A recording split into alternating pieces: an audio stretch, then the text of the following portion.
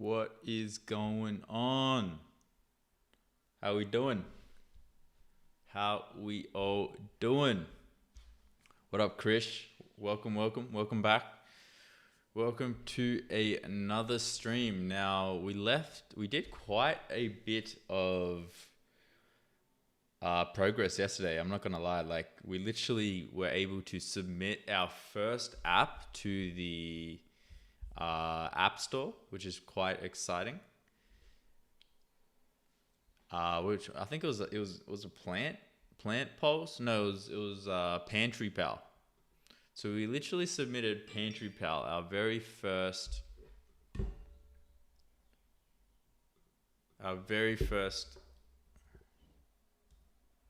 One sec.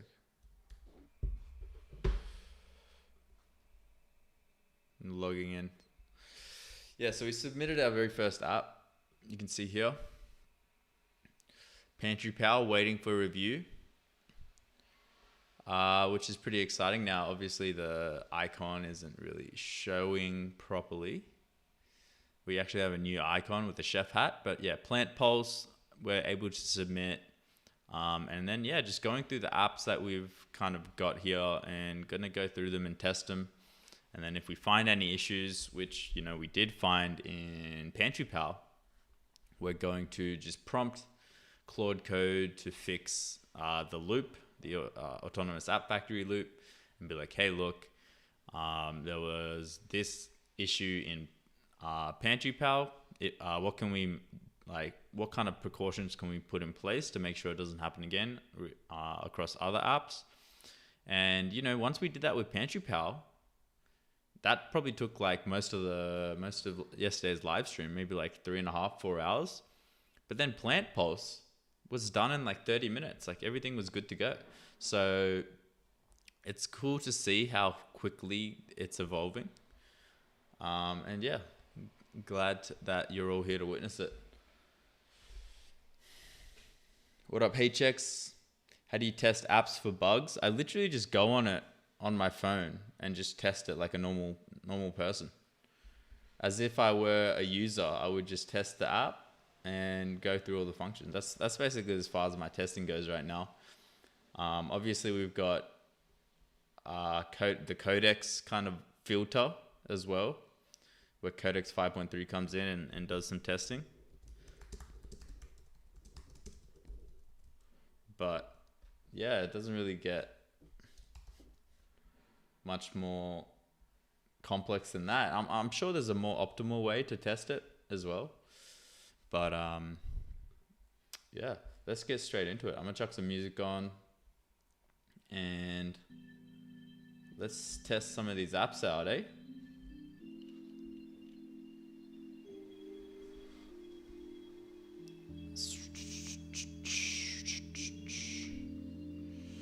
So the last one that we did was Plant Pulse.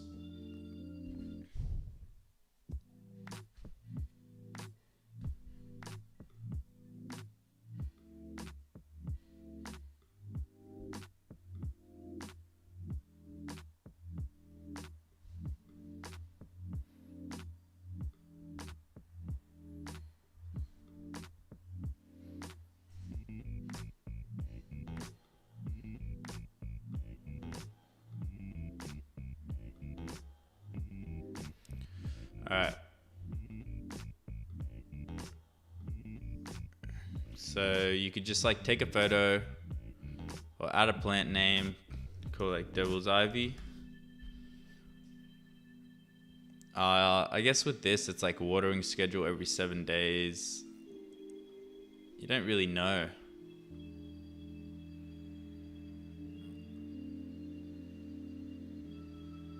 Diagnose. You can see what's going wrong with your plant.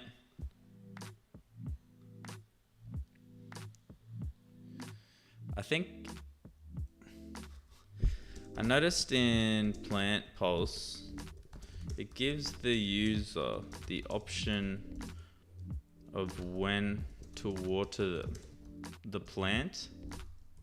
However, the app should be telling the user. For example, is the area dry and hot, cold and wet, etc. Maybe 5 levels the user can choose from, and then the AI based off the plant added and users level uses, I guess, like atmosphere level,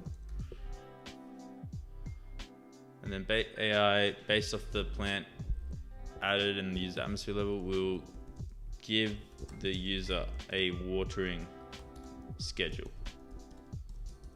This makes sense if our app is trying to add convenience and be the expert like Plant Pulse.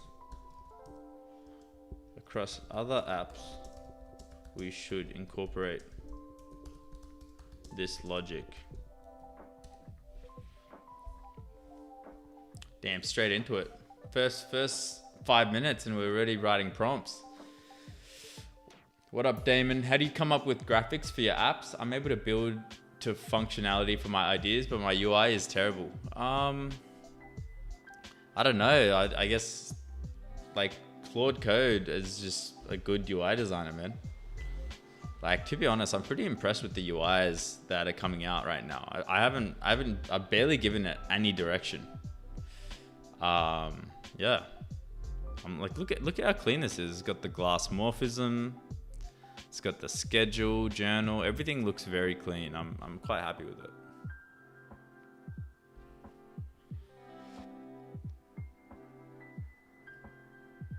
Everything works so smooth in Apple. Windows has become trash. What does the Plant Pulse app do?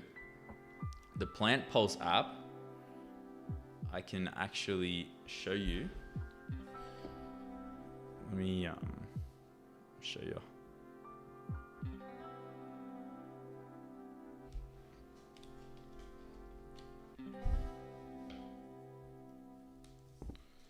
So we also were able to connect our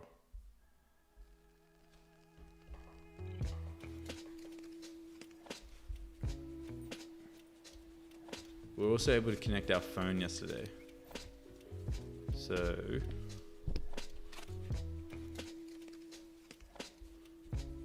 we can do that again. Yeah, right here.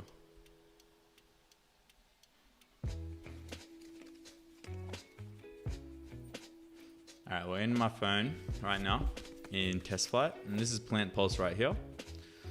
So we just go ahead and install it, open it up. We get this nice onboarding screen, smart watering. See, it says smart watering, get customized watering schedules with reminders so you never forget. And then we add our first plant. Now what you can do is you can actually add the camera, allow, and then you just go over here, take a photo of your plant, use photo, identify with AI. Okay, we're getting an error here. You exceeded your current quota. Okay, that's not the worst error to receive in the world, because that's fixable. Can I copy this?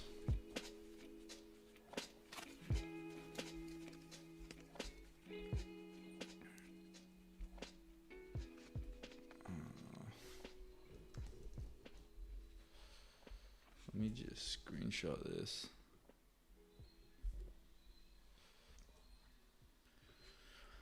Please transcribe this image.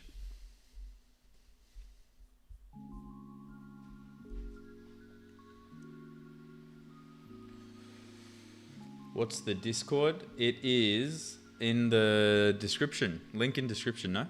Holy, the myth, the legend, the revenue maker is on. What up, Nose Knight? What up, Rich? Zach Test? Fair enough. Claude does a great job. It gets me 80% of the way there. Just need a little more sauce. Yeah, I agree. I mean, oh, what was that? There was that recommendation by Kevin yesterday. Kevin gave us a pretty cool recommendation for how he designed his UI, which looked really cool on the live stream yesterday. What up, Samarth? How you doing, bro? Welcome to the stream, man. Just saw your latest video and I'm so inspired. I'm glad, man. I appreciate that. What you gonna do about it though, man? Inspiration needs to turn into fuel for action. You got much planned? You got like anything, any cool projects, anything like that planned?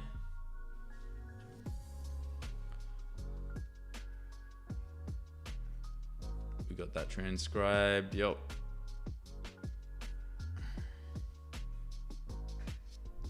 Let me just check my Gemini API real quick. Maybe I'm on the free tier. I thought we were good though.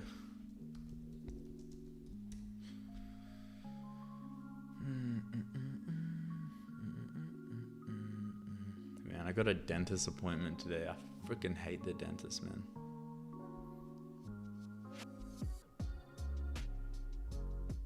Already dreading it.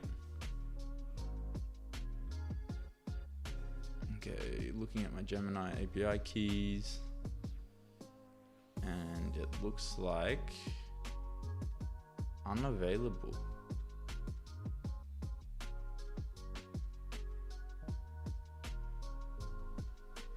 Oh shit. Apparently I've actually spent $100. There you go. Look at this. But I don't think this is through the actual app. This is probably because I've been using VO3 to generate some of the B-roll for my longer form videos. So I'm assuming that could be the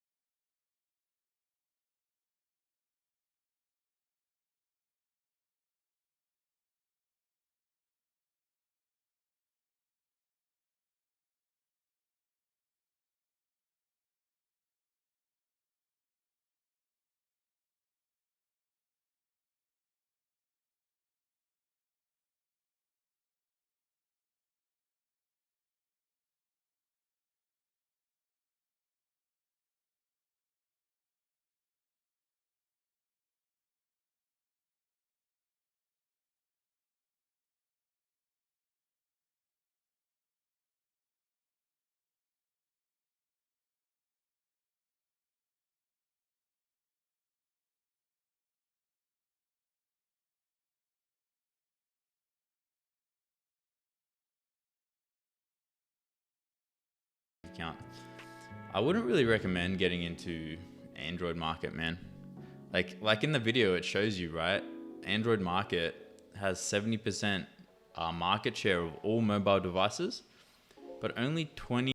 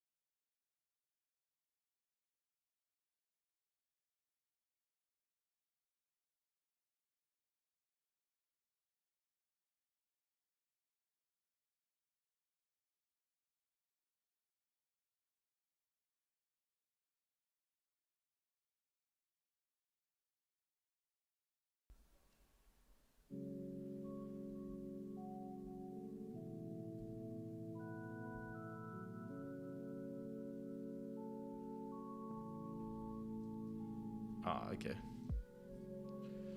All right. Give me 1 sec while I pay for top up my bill.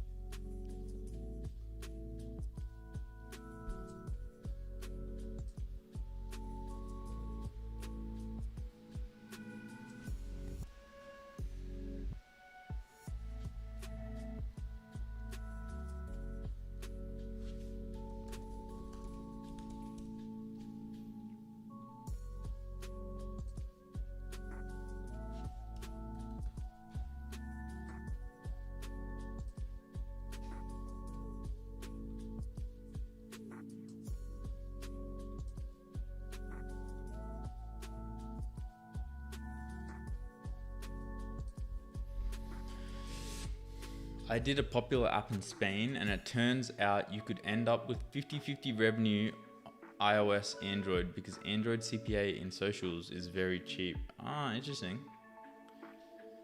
That's a good insight. So I had 3 to 4x Android users. You rich then? Yes, not from mobile dev. Oh, we got a whale in the chat, guys. We got a whale in the chat.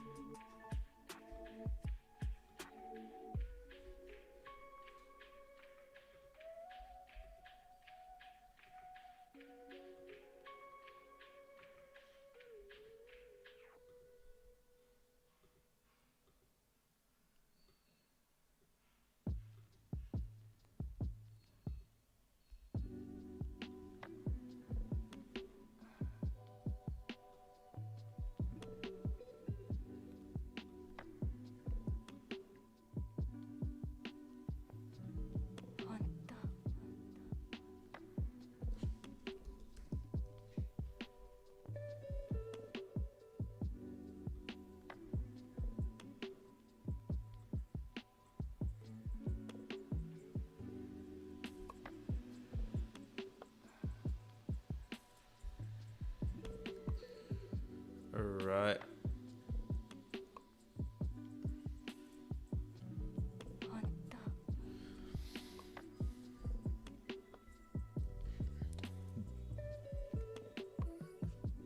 Do you do one-on-one mentorship for making profitable apps? No, I do not.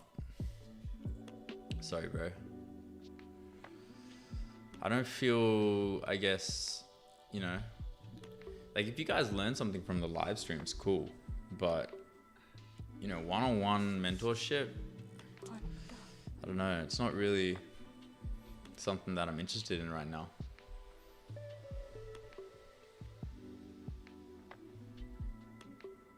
But who knows? Maybe things will change in the future. I like to keep things flexible, and I don't like to say that I'll never do something. But yeah, as of right now, I'm not really interested. I just want to finish this challenge, to be honest. I want to show you guys how quick I can finish this challenge. That's the goal right now.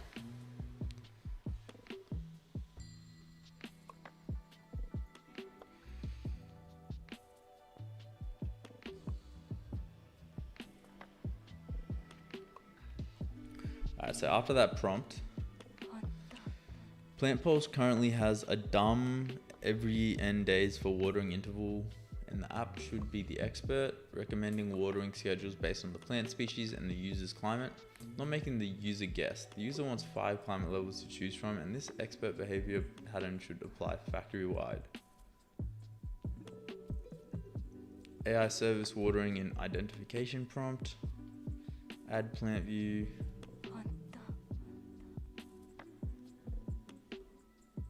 Show climate and AI provenance.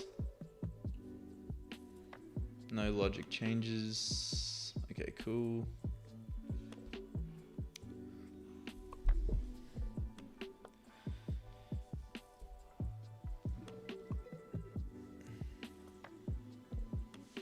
Do you have a background in programming, or do you completely vibe code? I completely vibe code everything, man. I have 0 coding experience whatsoever. Everything that you see right now is just self-taught over the course of the live stream challenge. It's been what, 38 days now? That's how long I've been vibe coding for, man. Goes to show, man, if you really stick to it and you really lock in, like you can figure shit out. I used to be, if you look at my first live streams, man, I used to be scared at the terminal. I was using Replit, which is like a very beginner friendly agentic coding, I guess, app. And quite quickly, I'm quite comfortable just talking to the tab now, just talking to the CLI or terminal. No issues.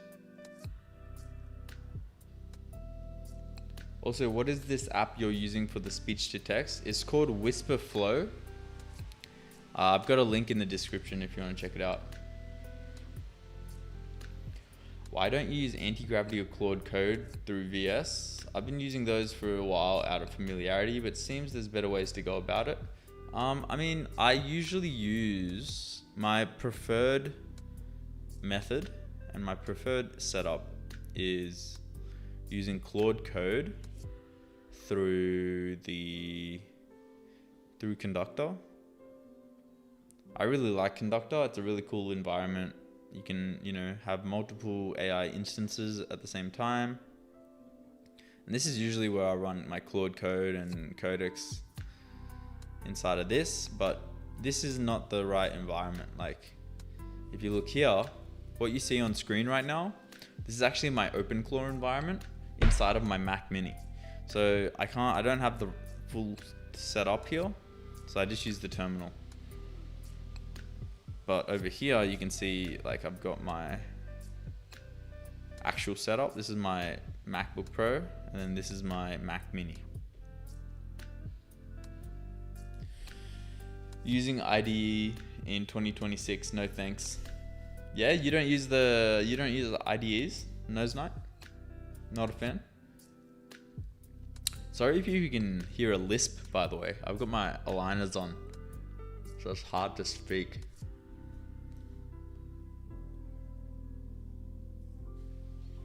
Let me check if that payment went through.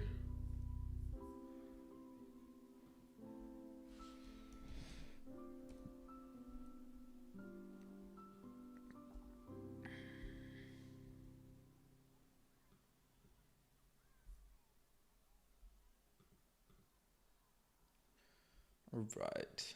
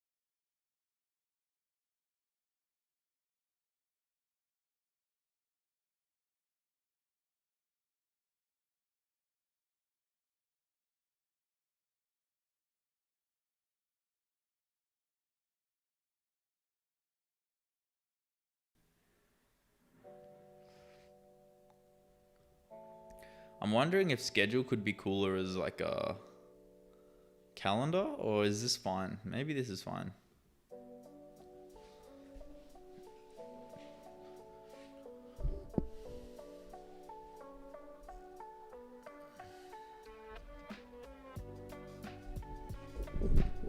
Just confirming the app prompts for notifications, so it can remind the user to water the plants.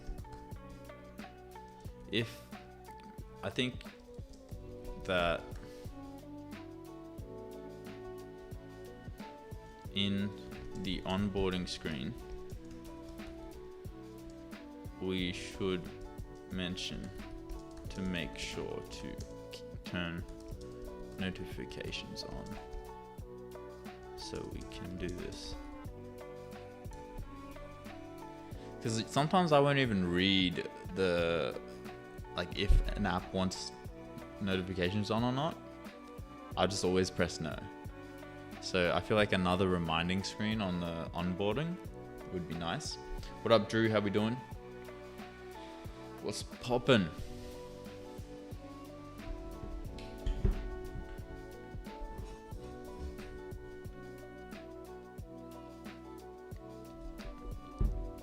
You can see here it says 1 plant remaining, and then we add the fee structure.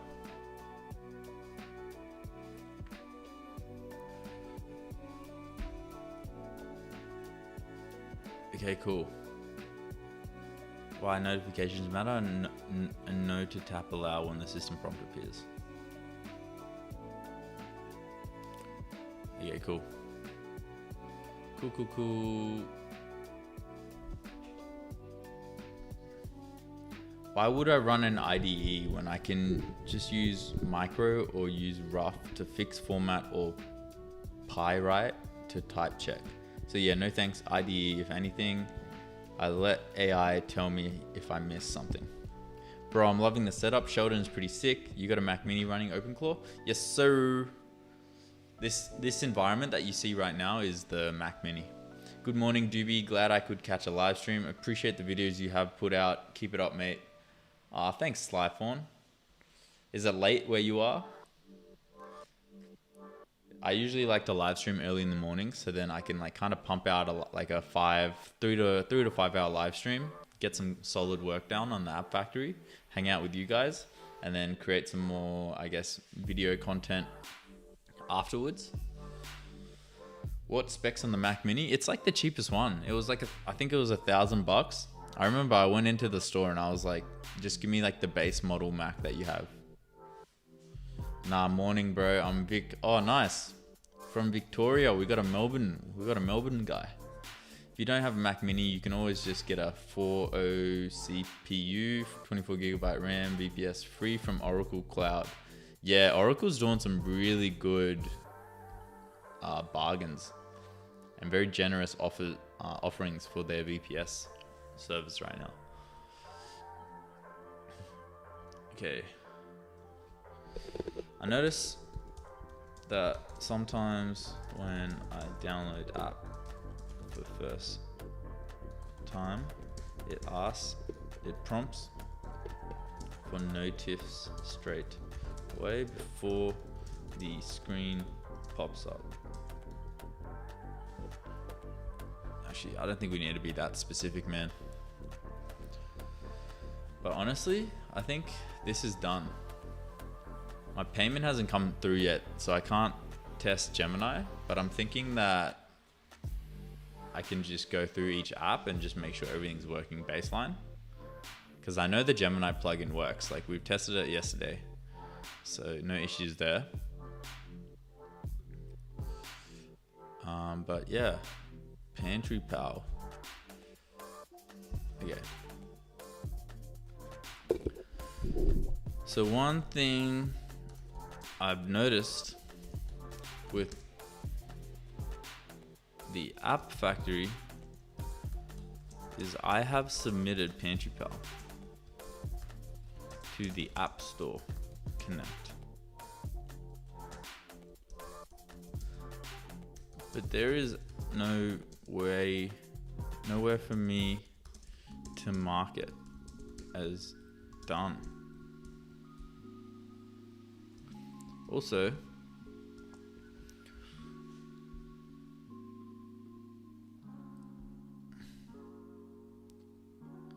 when it is in the shipped section, like warranty vault, why is warranty vault still in active projects?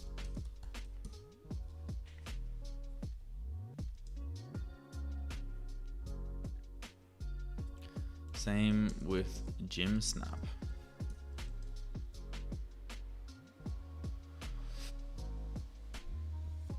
I think inside the shipped section, we need an option to edit the shipped apps, because even if they are submitted, that does not fully mean they will pass submission or if they are bug free.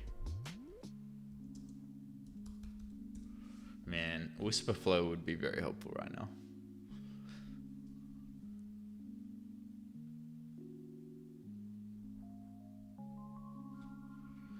So need an option to,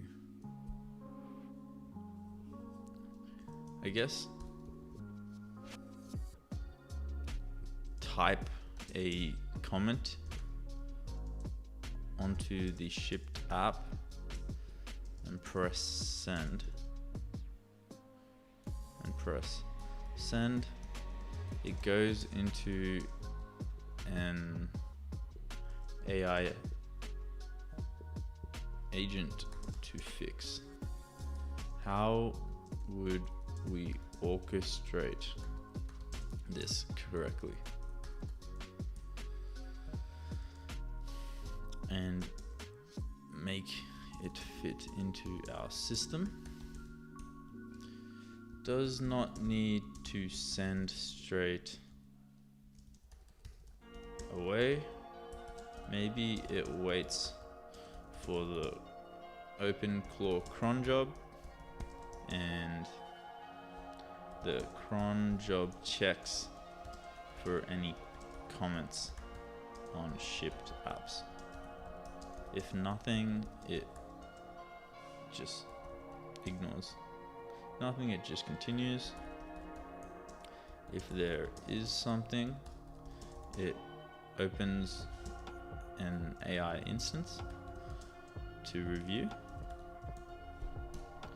This would be a good feature, because then I feel like we could expand it into it just automatically checking the App Store for reviews. So if we have like a few negative reviews, it'll be like automatically back checking that for each of the shipped apps. I think we can expand this onto that.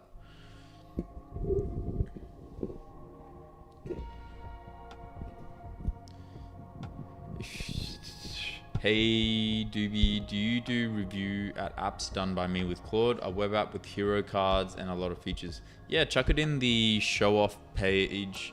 Chuck it in the show off channel in the Discord, and I'll open it later on the stream. Just give me a reminder.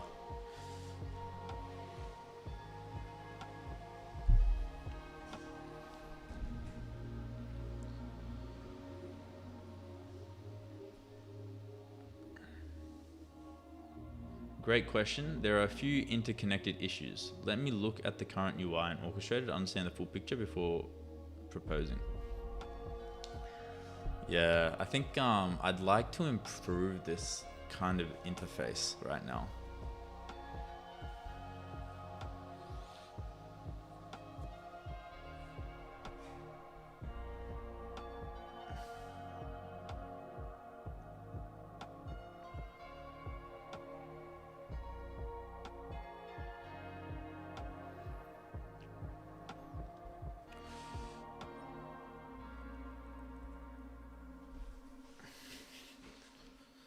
It's worth also getting a second opinion, like taking a screenshot of this and like sending it to Gemini or something. That's how we improved it last time. I already feel like we've outgrown this UI design. I'm pretty sure we only changed this like on Friday or something.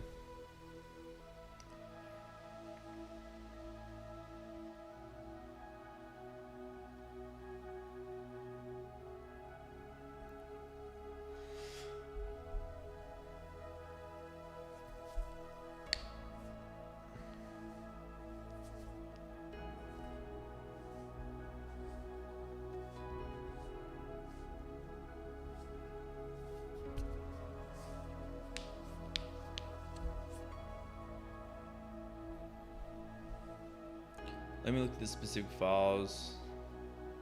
It's entered plan mode.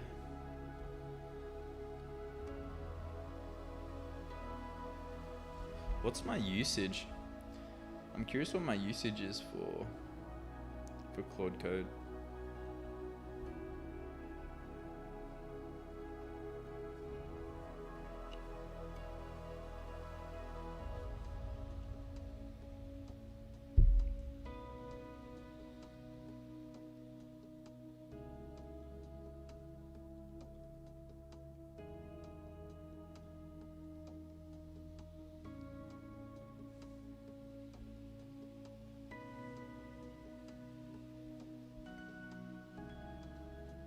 Oh, we just started the new month.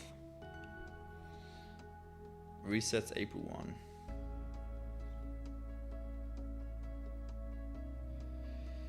That's right. New month.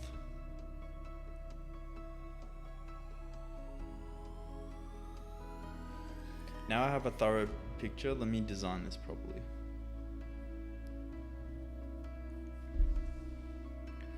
Is that TUI on the left? Curious why you are using that over the web UI. I assume screen space and additional transparency. Easier to see what it is doing and thinking. So this isn't the TUI. This is actually Claude Code. So I don't really talk to my Openclaw that much. It just kind of runs these cron jobs and makes sure the app is functional. The app factory is functional. Yeah, like the Openclaw just kind of runs Sheldon in the background. We don't really want to touch it that much because if we touch it too much, we're gonna overbloat the context. So I'm very careful on what we use the Openclaw for.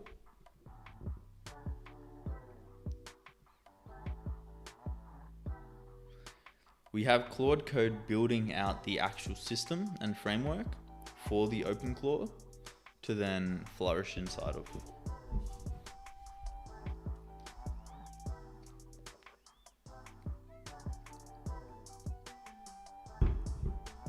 Yo, that flute goes hard, man. Someone's flute maxing. Someone been flute maxing in here, man.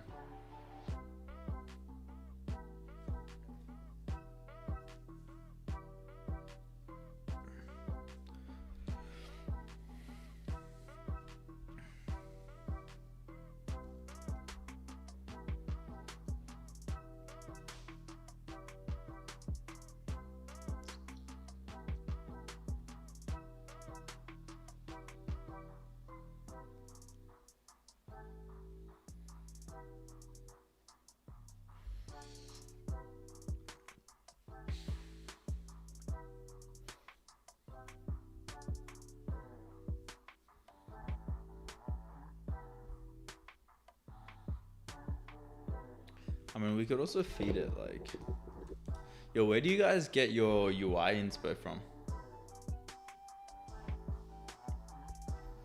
What is that iPhone on your screen? Is it a virtual iPhone to test the app? This is our simulator.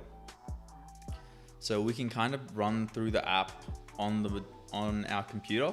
The only thing is it doesn't really connect to like a camera or anything. So we can't test any camera features, but this lets us just test out the app on the computer without having to check it on the phone. And then if it passes this test, then we can test it on test flight. So you can see two buttons here. Test is to test inside of this emulator, and then test flight is to test inside of the mobile device. And so the first step is test flight and then mobile device.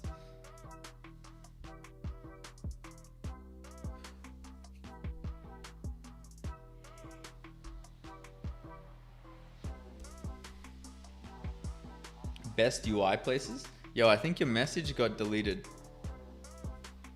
If you send the OCRP, if you send links, I think YouTube just like doesn't send the tweet. I mean the chat. So what's it called? Because we can't see it.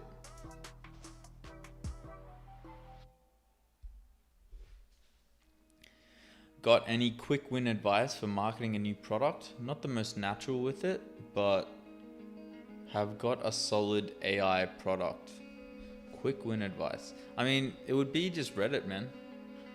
Reddit, I think is a really good one. Is the best quick win you can think of. Yeah, Reddit. Obviously, if you have money, you can put it behind paid ads. But Reddit. Dribble and Mobin. I said use Dribble and try out Mobin.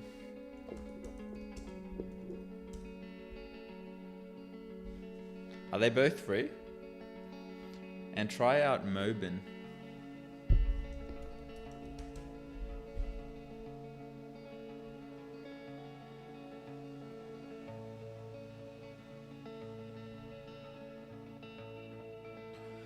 Interesting, cheers. I was under the impression that the separation of concerns approach, spawning a specific sub-agent specialist for a job, would avoid the context window bloat. Still learning. Yeah, I mean, it does avoid context window bloat, don't get me wrong. Spawning a specific sub-agent specialist for a job. What doesn't avoid the context bloat is then getting your Openclaw to build that system. You know, everyone's always like, oh, it's easy, just ask your Openclaw to do it. Bro, you ask your Openclaw to do something, and that, like, you got to make sure that's like the thing you want your Openclaw to do. Otherwise, context is gonna kill it. Both are free to an extent. All right, let's have a look at this plan real quick. User submitted it to the App Store Connect, but there's no mark as done button. It's in post phase, not deploy. Submit, so the existing mark submitted button doesn't appear. Still inactive is the phase log, but the UI shows all active without filtering. Nowhere to send feedback on shipped apps. Once shipped, no mechanism to report bugs or request changes that the AI can pick up and fix. Filter logic phase projects out of active list. Show them in app in shipped section. Add mark as shipped button for any project past build phase. Nice. Redesign shipped section. Okay. New okay, a bit of jargon, random jargon here. Filter log from active posts. Each shipped app. The other thing is, see how this is like split up in sections? I'd prefer if it was 0 to 100% in loading.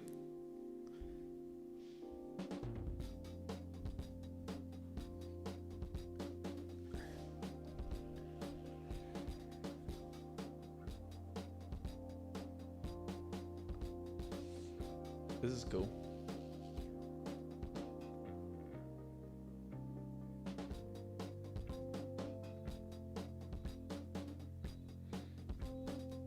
Would be nice if we had an earnings tab. Check out Cosmos for UI inspo.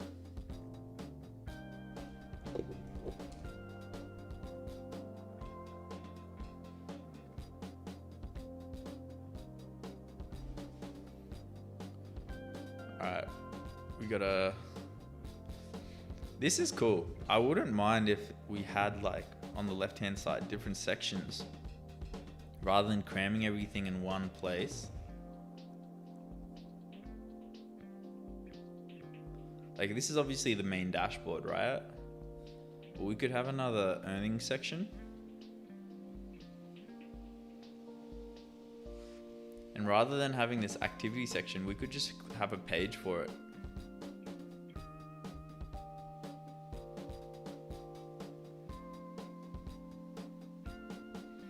I actually really like the idea of a sidebar, not gonna lie.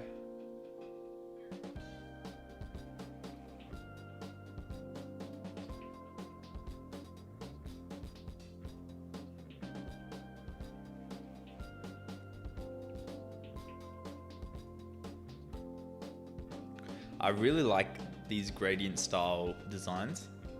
I think they're sick.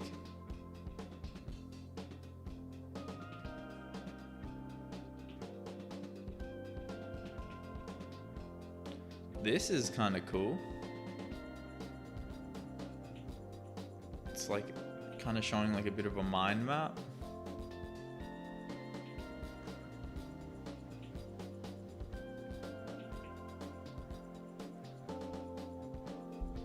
I guess what we're kind of looking for is like a simple dashboard.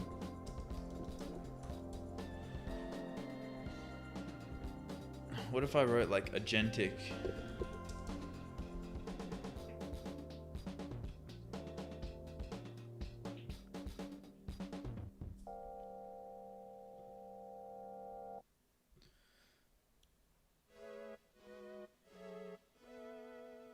I do quite like this vibe.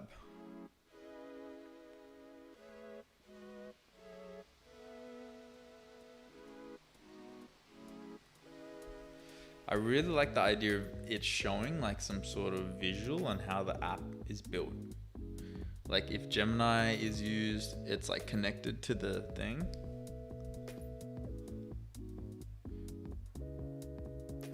All changes are in place. Let me do a quick verification that the key files don't have syntax issues. Filter log projects from active lists. All right, let's give this a refresh.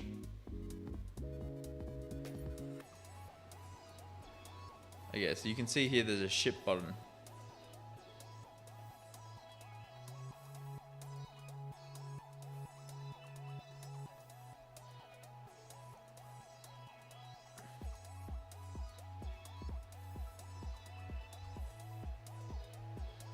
Oh, nice. Report a bug or request a change.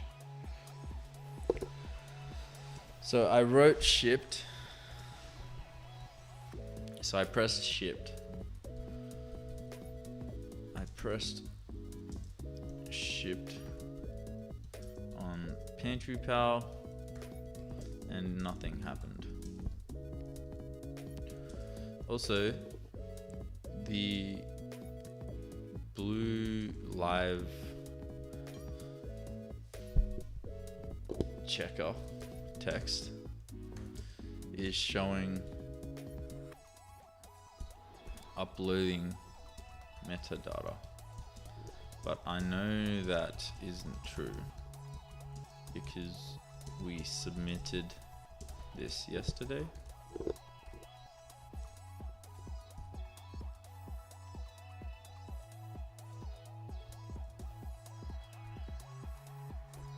I think we need, hold up.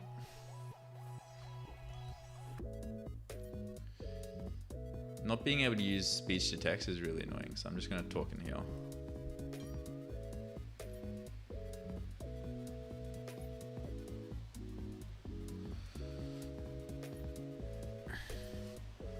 So I pressed ship on Pantry Power, nothing happened. Also, the blue live checker text is showing upload metadata, but I know that isn't true because we shipped this yesterday. Also, I want to incorporate a side panel where we can now click on different pages. And this will better organize the app factory because we can now add, have the main page, which is kind of what we have now.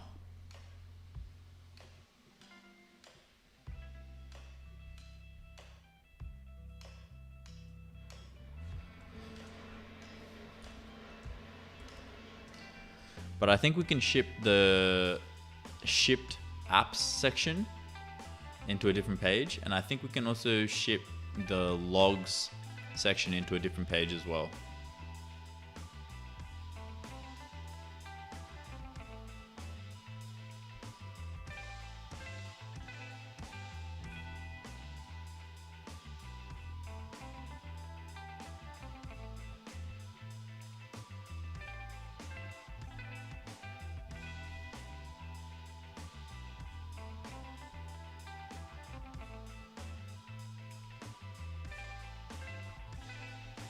The activity logs.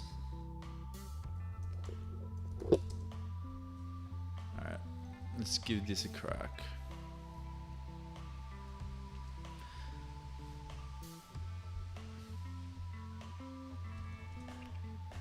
I want this built with scalability in mind.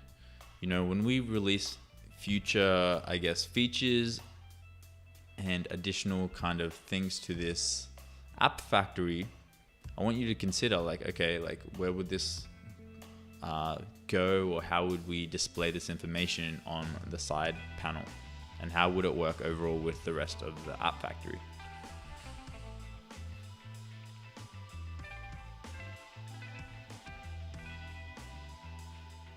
I think that'll make it a lot cleaner of a UI. What do you guys reckon? Because right now everything's just crammed in one page. Like, it's a bit limiting.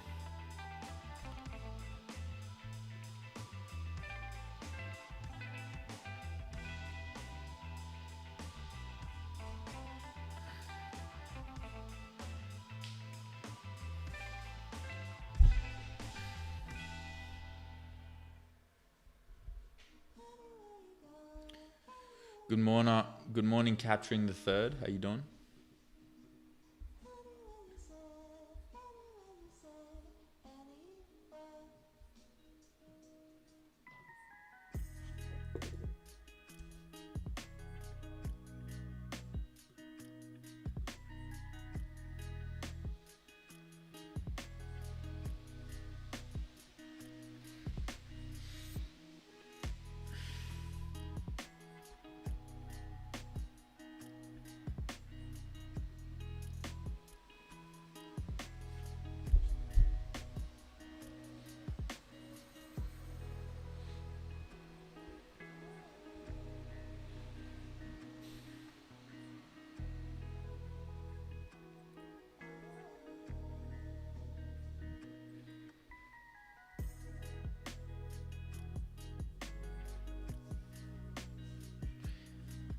I think there could be like a reviews panel as well.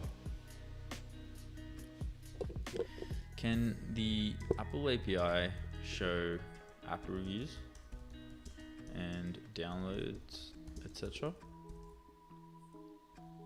for your app?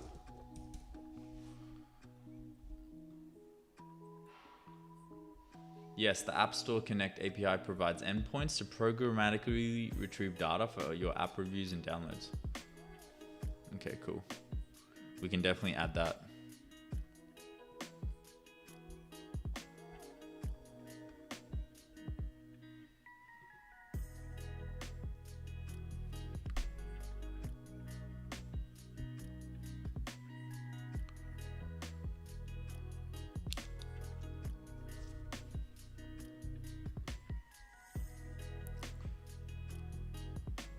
Okay, all these look correct, which is good.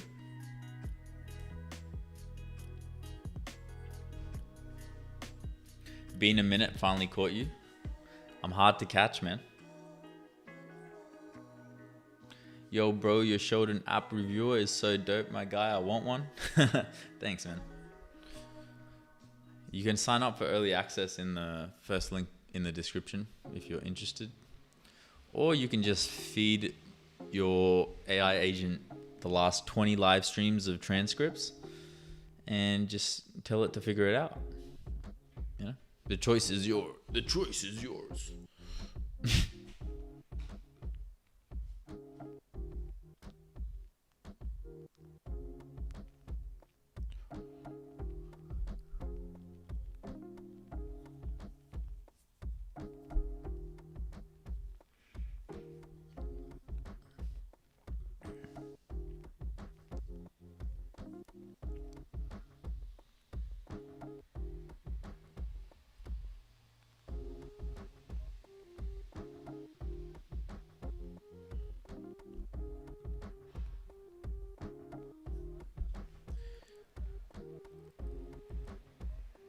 in your Discord, are you gonna add a find a co-founder section?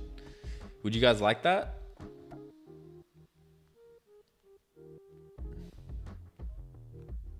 Would you guys like that? Like a meet everyone kind of thing?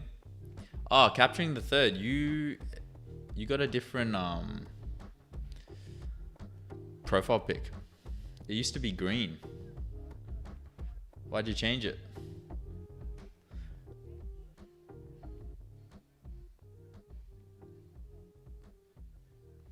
I thought someone said using Claude for Openclaw was against terms of service. That true? It's in a like weird spot right now. Like it is against terms of service on their paper, which apparently is not written correctly and is a bit confusing because one of the workers at Claude Code replied to a tweet saying that you can use Claude Code. It's a bit confusing. People were getting banned for using Claude Code inside of Openclaw, and now they're kind of saying like you can use it. So I don't know, like do with that information what you will. You can risk it if you want. I personally haven't done it, but I don't think you would have problems if you were to. I rebuilt your entire shoulder in less than 5 hours by throwing in your transcripts, using a custom MCP to grab photos of the timestamps so I can fill it in. Damn, that's heavy duty, bro. Congrats. Good to know I got stream snipers just waiting for me to give the tea. Oh, you got that right, Brody. I have no idea why it changed itself, LMAO. Have you used the marketing, automated marketing skill? Capturing the third? Did you end up trying it out yet?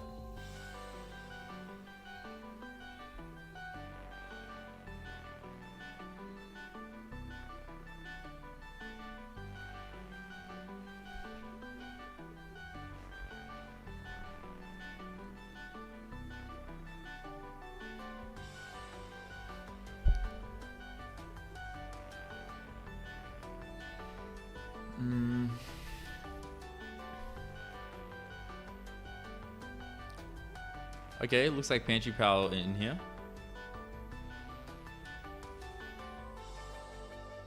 This is a good feature because we had no way to kind of do this originally.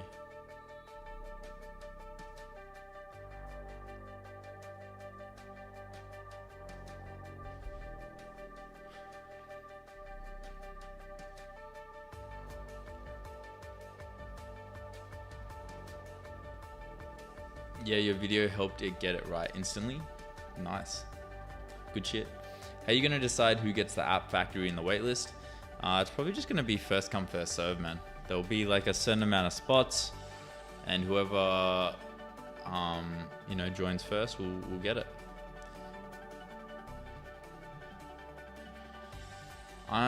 Hey brother, I'm on OpenAI GPT Pro right now, but I'm thinking of getting Claude Code Pro to at least have Claude Pro subscription. Would you suggest I pull the trigger for it? Dude, 110%, dude. Claude Code, especially if you're coding and like doing that sort of stuff, Claude Code is like all I use, man. It's like literally like the capabilities of Claude Code. I just like, dude, just do it, man.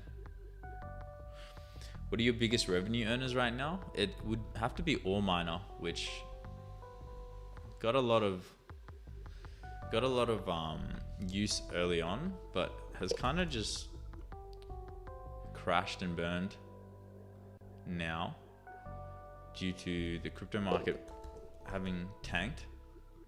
But this was our biggest revenue generator for a little while now.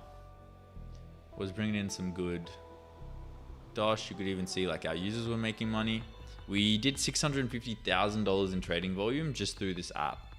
So yeah, it went pretty crazy, but yeah, it's got like no users right now. Gave us a very good, strong start. Don't get Claude $20 plan, use a $100 plan as a base. Yeah, their Claude Code Max plan is very generous. So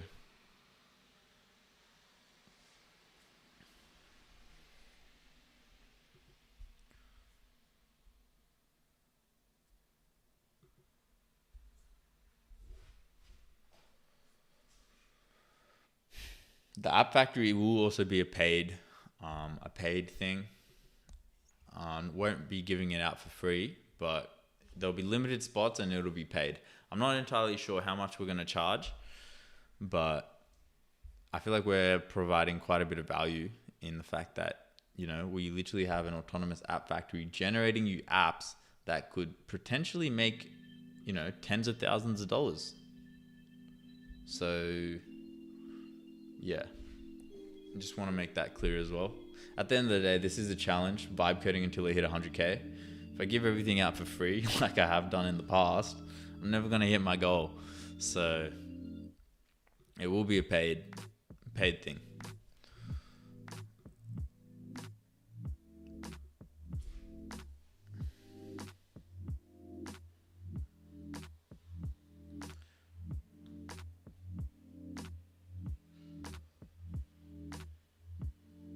That's awesome though that it worked for a while. Yeah, we've been on a bit of a mad luck run. I'm not gonna lie. Like, we've gotten so lucky with a lot of things.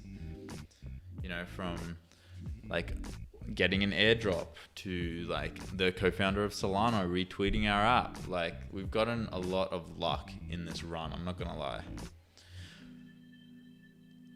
Brother, you asked something about the automated marketing app. Are you talking about Larry Brain? Yeah, Larry Brain.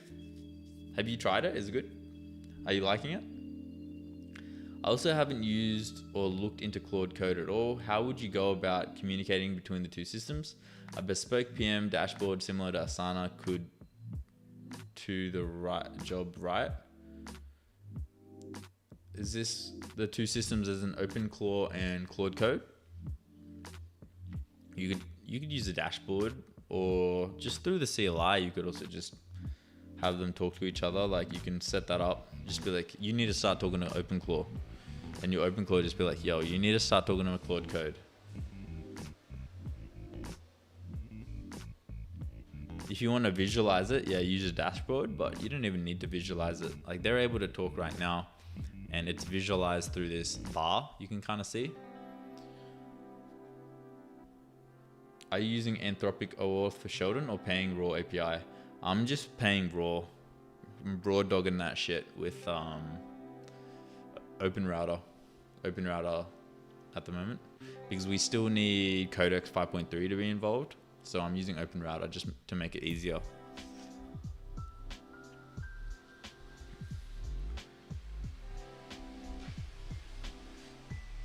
I haven't actually tried it yet, bro. I was in the province for a week experimenting. When I get home, I reformat my desktop PC to set up a 24/7 setup. Yo, nice. What's your background capturing the third? You got much of a coding background, or? My next question is, are you running on your Claude Code with Openclaw right now? Yeah. So the setup that we have is we have Claude Code building the system, and then we have Openclaw running the system inside. Does that make sense? So for example, Apple makes MacBooks and computers for humans. You know what I mean? They kind of specialize, and you know, every little thing they think of, even dragging this file around, is built in a way for humans to understand, right? So my thinking was, let's use Claude Code to create a system that Openclaw can understand. And so that was the goal. And that's the whole App Factory, because the App Factory now has a specific North Star. And that's very important. You need to have a North Star. What is the North Star? Because if you get your Openclaw to do like multiple things, like your North Star could be like for example, your Openclaw might create content for you. And then your Openclaw might also build apps for you. And then your Openclaw might also do this for you and do that for you and be your personal assistant and do that. But what is the North Star that brings it all together? Is it, I want to be a successful businessman? Is it, I want to get good at content? Like, what is that North Star? The North Star is really important, because that is going to make you understand whether or not to waste context on the thing or not. Like for example, the North Star here is just to build profitable apps. That is the North Star, super simple. So that involves this app factory and building the apps within the app factory, but that's also going to involve marketing and content. And it's all going to fall under one North Star, because in order for an app to be profitable and gain users, we need the marketing to work. Does that make sense? It's all through a North Star. What is your North Star? Just an FYI, my build uses Codex SDK plus Claude SDK. You should use that instead. It's a lot better. You reckon? Well, why do you use SDK? And why do you reckon it's better? Y'all are so deep into this, haha. I just spent the last 2 months working on my app straight from Gemini Claude Code. Once I'm done this project and publish in App Store, I'm gonna get into Openclaw. Ceviche, Ceviche-licious. I mean, once you get into it, you start to realize things, you know what I mean? Like, for example, when I built Ore Miner, that was like 2 weeks straight of work. And then I built Sway, which is another like 3 weeks of work. So that was like 5 weeks of like deep work on just building apps. And you know, you obviously need to start somewhere. Are you going to make a Looksmax app? I actually want to make a Looksmaxing app. As we were talking about it on the last live stream, I was kind of thinking about it. I was like, yo, that's kind of like a good idea. I feel like on TikTok, the content would do really well. My background, that's a very, very nice way to put it, bro. Thanks for explaining that. My background is I'm a professional football player here in the Philippines. I love tech and I've been a part of startups before. Damn, professional football player in the building, y'all. That's kind of cool. Ever since I discovered Openclaw and AI, I just have been putting all my time into learning this, LMAO.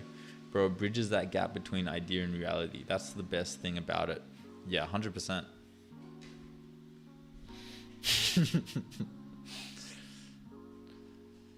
Not for sure.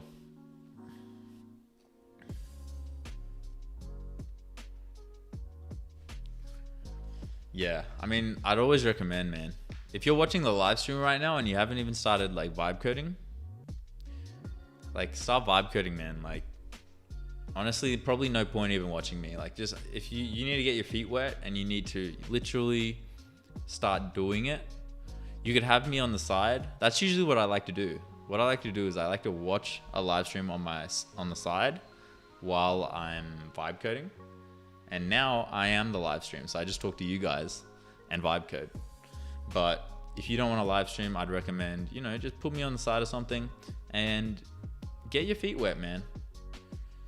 And if you have a shitty computer, then just close the live stream and get your feet wet. Like, yes, the Looksmax apps are trash. Everyone just gets their scan, then they delete the app. So how do you reckon we can make a better one? Like, differentiate it? I think I might invest in the 100 Claude sub. That's literally what I'm doing right now, my guy. Yeah, nice. Yeah, 100% worth it, dude. I think it's like 5 times the amount of the pro plan or something. Like, they're very generous with the cost. Like, someone did the math. It was like, if you were to do the same amount of work on the API, it would cost like $2,000. But if you do it through the max plan, it's only like $200. It's literally 10 times cheaper. The max plan is very generous that Claude has provided. All right, the sidebar navigation redesign is live. Added a left sidebar with dashboard, shipped apps, and okay, let's give this a refresh. Yo, we got a little sidebar. Okay, so now we have the shipped apps here. Activity, clean. Now we don't need to clear it all the time. So we can see idea queue, active projects.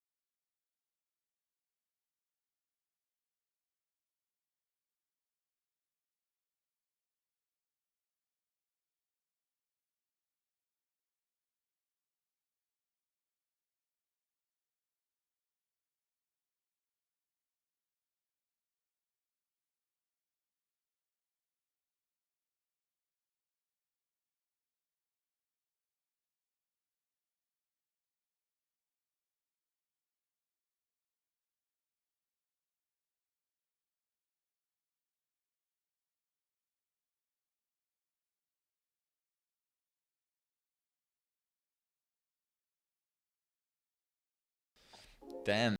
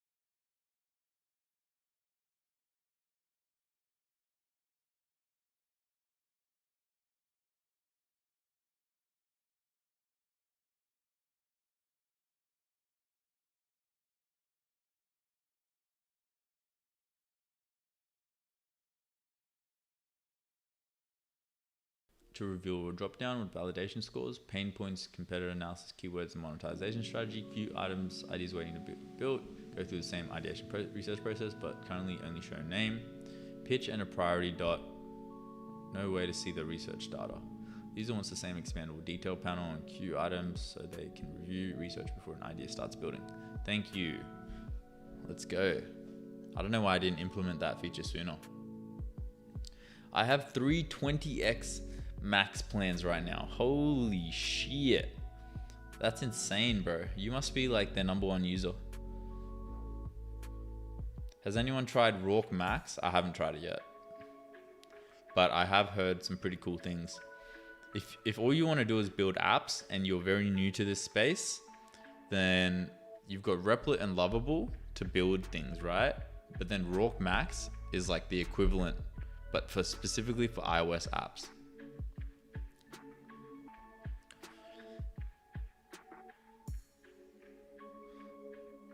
It's insanely good, like $4,000 worth of inference.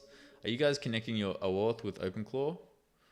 My code base isn't extremely massive yet since I just started Max 2 weeks ago. Good. Is it Rorke Max at generating UI compared to normal generation?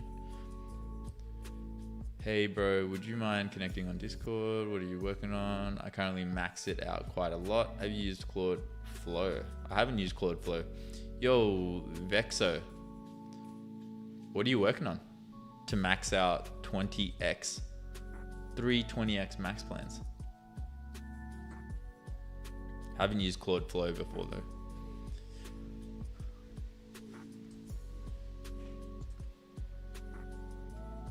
Now let me verify everything looks correct by checking the key areas. Everything looks properly wired up. Let me also verify the queue detail div has the correct ID pattern.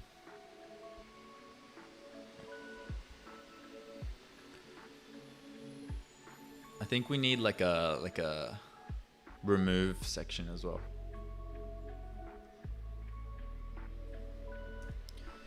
Some additional things to add. The queue idea section doesn't have like a bin can or a delete button Like, what if I don't like the idea?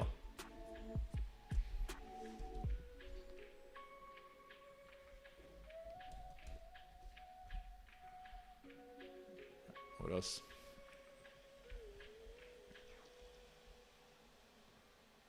Shipped apps. We got activity. I think we have a third section.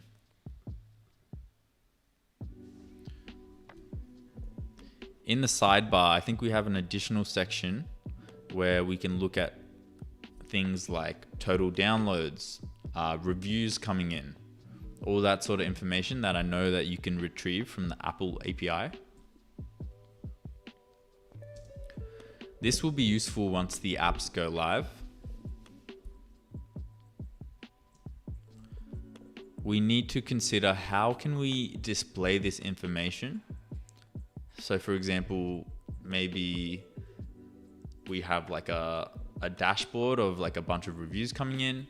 And if you hover over the review, it tells you what app it's for. Actually, I don't like that idea. So upscaler. We need to consider how we're going to display this information and organize it in a way where we're able to see reviews coming in for apps and be able to know exactly which app that user is talking about.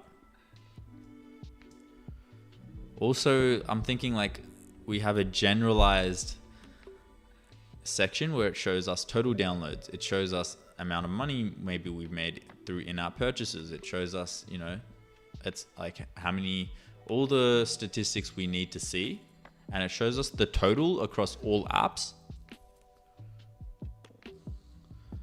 And then we also have a section to look at the specifics for each app. All right.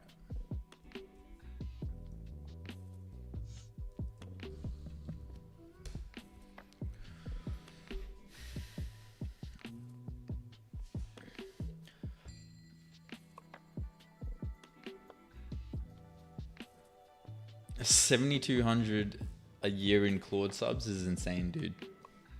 How do you get like 100k of inference with that? I saw you mention a few tools from your stack in the chat above. You said, why use an IDE when you can use rough? Your nose knight, Dilly Dutch, asking for you right now. No, I don't get 100k lol, but I build quite a lot. Codex is used heavily too. A ton of tools I'm building too, including an open source data fast clone. I feel like once the next Opus drops, app building is actually going to be insane. Dude, the next Opus is going to blow everyone's mind. I'm already so blown away at like what this one can do. Like I feel like you can literally build anything. You can right now, you can build anything.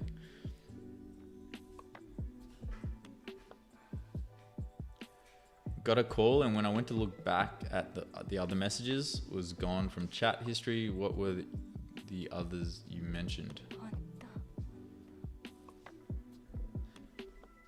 I'm thinking of pulling Claude Max $100 plan today for my first month with Claude. Do it, bro. 100% worth it. Like if you're building right now, you need a Claude Max plan, dude. Or you enter the dark side and start using the Chinese models. That'll steal all your data, but if you don't mind, then I mean, I don't mind. You can use Quen as well. I recommend like a mix. So you obviously have the powerhouse, which is like Claude and Codex, but then you also have like Quen and DeepSeek and all these other models that DeepSeek 4 is about to come out. I'm assuming it's going to be insane. And you have all these other models that are cheaper, but you can also use, and they're quite good. I was doing that for a little while with Kimi K 2.5, which worked pretty well.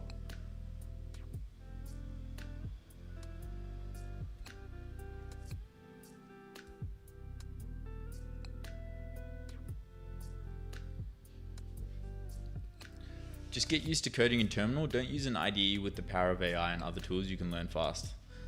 I mean, Nose Knight kind of right, man. Now that I've spent so much time in the terminal, I don't know why you don't just open up like a few different terminals and just talk to all of them.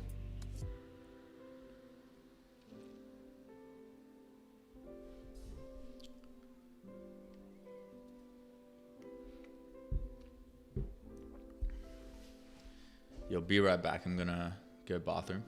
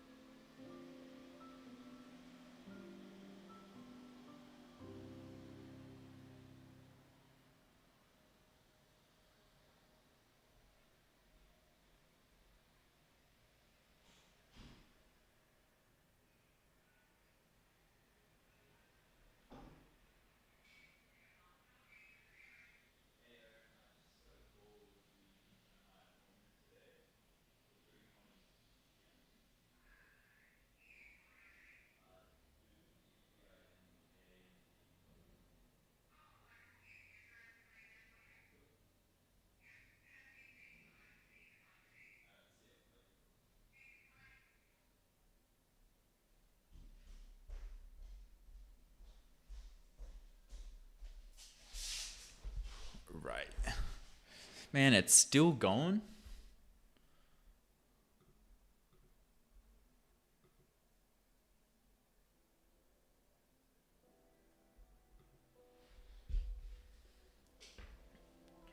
Taking ages.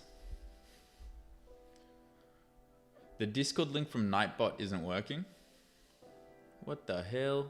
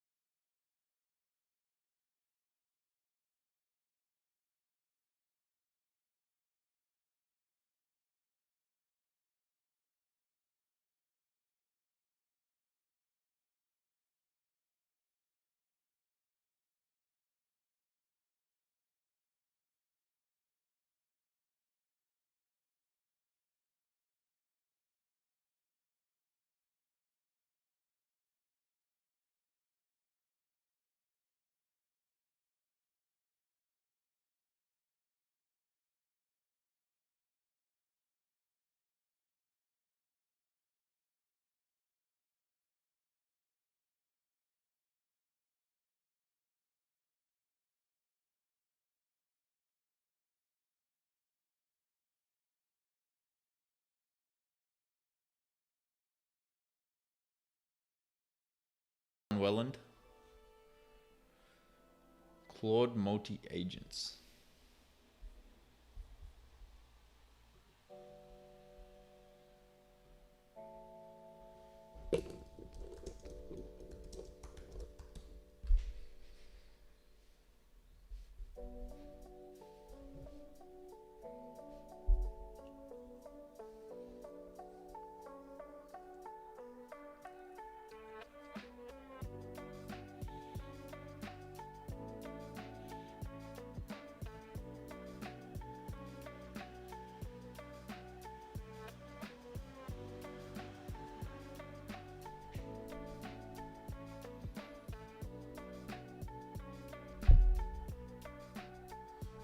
Don't listen to Vexo. It's still experimental, but it will be the future. Yeah, it's insane. Google it and look into it. It's basically like Ralph, but the agents are able to communicate with each other. Am I on the right page? It's telling me to disabled by default, enabling them by adding Claude Code experimental agents team to your settings or JSON on environment.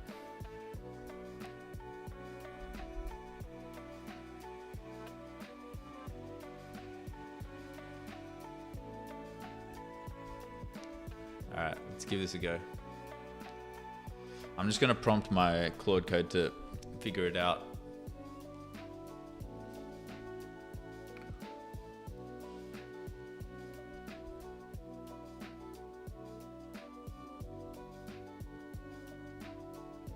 Agent teams are more effective for tasks where parallel exploration adds real value. See use case examples for full scenario. The strongest use cases are research and review.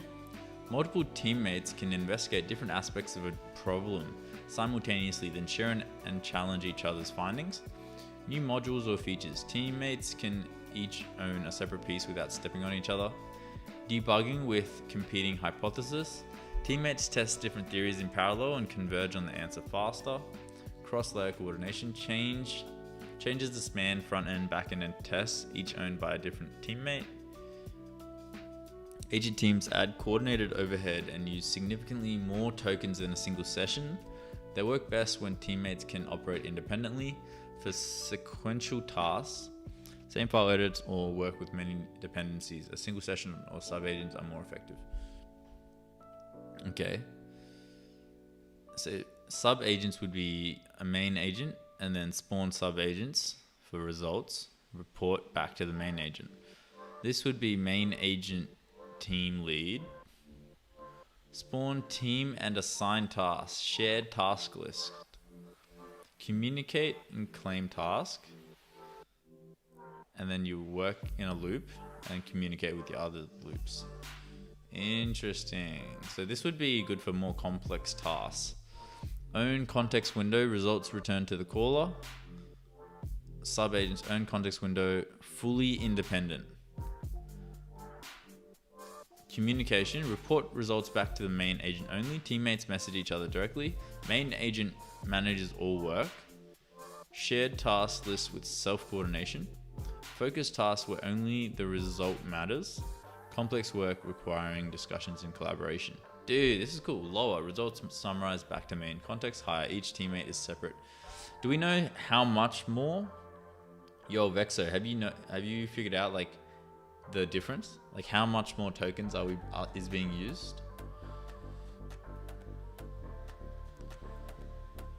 So with that, they're able to talk with each other, which is a huge step going forward, but they also burn way more tokens.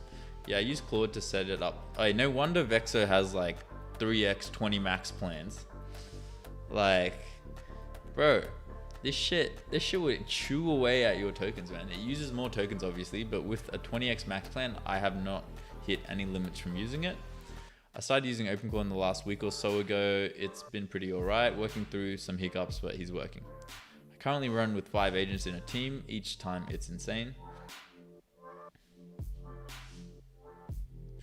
So you've made 48K in just over a month. If you don't mind asking, what's your API costs? We've probably spent upwards of, I'm gonna say 7 to 10,000. Nah, I'd probably say maybe 6,000, $6,000 to $7,000 in AI token costs so far in this journey. It's also worth noting, like, even though we're on day 38, there will be breaks in between. So like the first live stream came out in like December. You know what I mean? So it's February, it's March now. So there's a lot of date. Like I've been traveling, I've been on holiday, I've come back. Like there's been a lot of time in between. So it's not just in 1 month I did 6,000 tokens. It's like in December I did 5 live streams and did $500. And then in January I did like maybe 15 live streams and then spent like $3,000, $4,000, and then February, you know what I mean? Like it's kind of split up like that. It's still experimental and it burns way more tokens, but that's basically going to be the future since they communicate with each other without bloating context for complex tasks. Yeah, I would enable it. It only creates agent teams when specified. It works incredibly well in my workspaces. I don't hear any limits on the 20x plan. If you want to see an example,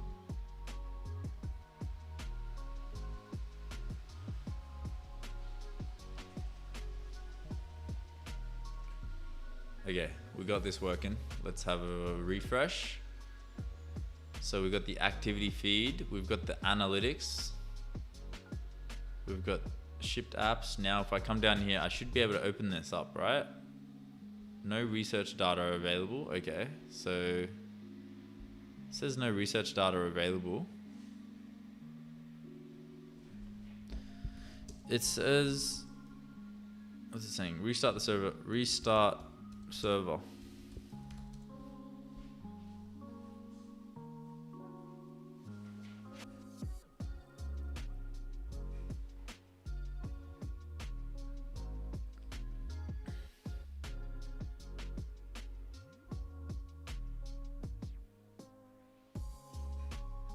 So if I give this a refresh,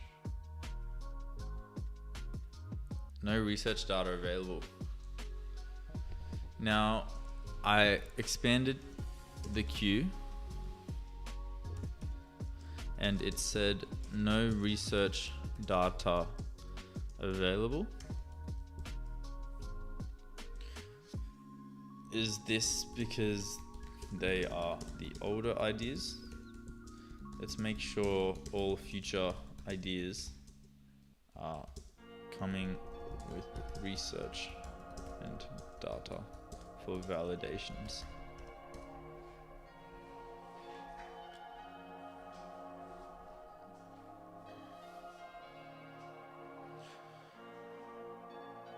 $6K in token cost, but made $48K. That's a decent ROI.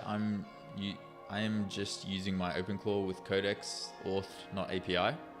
Yeah, nice. I should probably be doing the same. I'm using the API right now because I was scared about the whole auth thing, but I feel like that's been cleared up, so I'll probably switch over to using the auth as well now. You should basically get it to do your planning in teams. It would one-shot 90% of the things you ask it to with the experimental option turned on. I just bought a year of Claude code, then found out Anthropic will apparently ban you if you use your account, not API calls. Yo, John Wellen, that's actually a myth. So basically what happened is in the documentation, the language was a bit funny. And so everyone interpreted it as that they were going to ban you and suspend your Anthropic account if you used it for Openclaw. And you know, people were obviously getting banned and stuff, so it kind of blew up a little bit. But just recently, one of the workers in, I think it's like the co-founder or chief executive officer, someone in Anthropic replied to a tweet saying that it's not true and that you can use your Claude code OAuth inside of Openclaw. So I'm not sure. Yo, we got a new app coming in because the max is 5. But this is cool. Good to see it's working. Phase started, defining subsnip concept. So it's coming on with none of this filled out.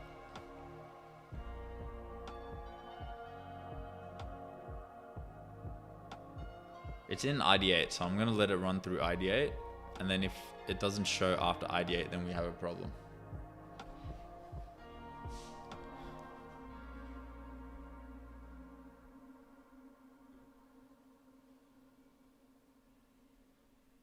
Really? That's awesome. Time to really start developing. Yes, so just make sure you double check. Like go on Twitter and try and find the tweet. It should be easy to find. I'll try using Claude Code OAuth today. I hope it works. Here, let me actually just find it for you guys. Just to verify that I'm not talking out my ass. OAuth Claude code Openclaw. If you are sick of resetting your Claude Openclaw token, CLI I built.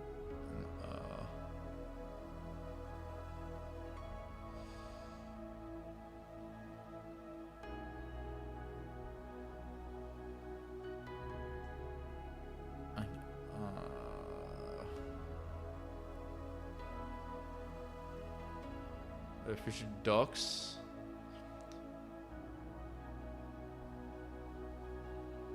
If you can use Claude Code Sub with my Openclaw, will I get banned?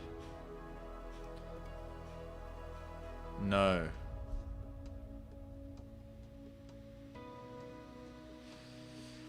Using OAuth tokens obtained through Claude Free, Pro, or Max accounts in any other product, tool, or service, including the agent SDK, is not permitted and constitutes a violation of the consumer terms of service.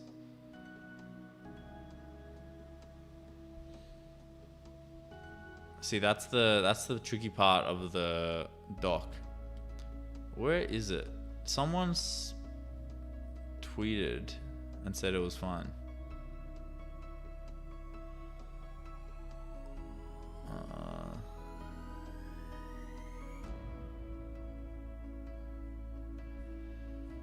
I think maybe Matthew Berman covered it.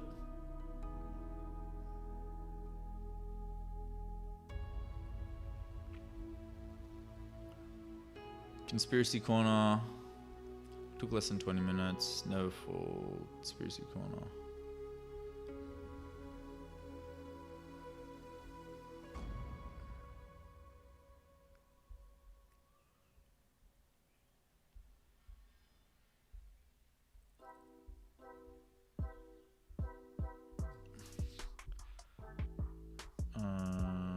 You have.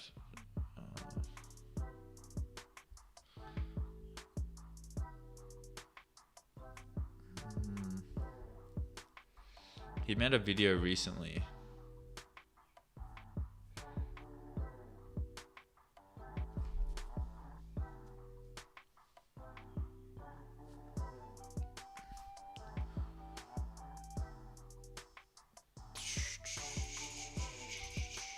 Bro, I can't find it. But I know, I'm like very confident that someone did mention it's okay. So have a look.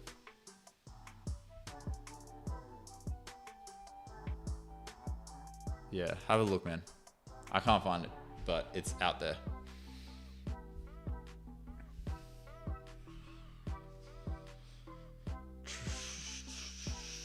Alright, so if I was to refresh this, it says ideate complete.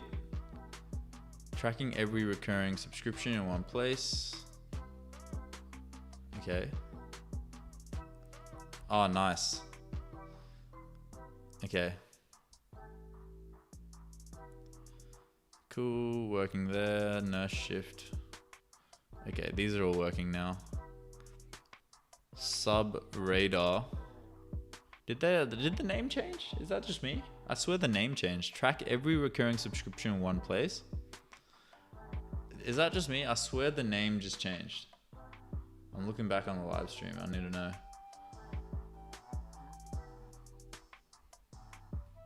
Yeah, they changed the name. It used to be called Sub Snip. It's changed to Sub Radar.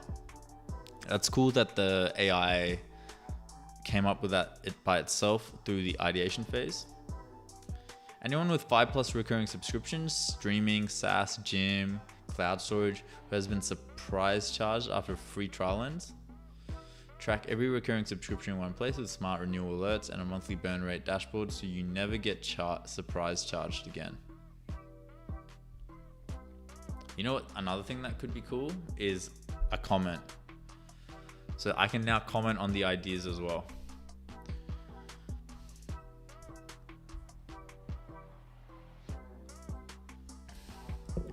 I think I really like the comment feature in the shipped apps section, and I want to implement it into the idea queue as well.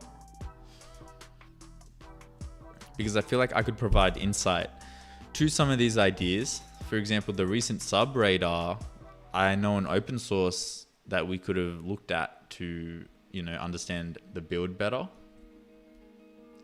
So I feel like some sort of comment we can provide or edit or add to the idea queue that the agent is able to look at would be helpful. And I think the comment should be quite a high priority, because obviously the agent is going to get bombarded with all this context, right? So where does the comment land in terms of that context window? I think the comment needs to land in a higher priority. So like at the top of that prompt, or however that agent is receiving its context.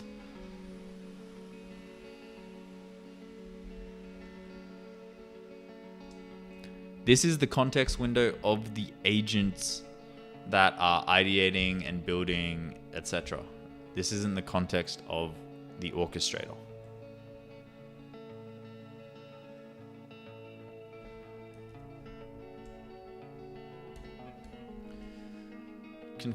Just confirming that. All right, let's try this.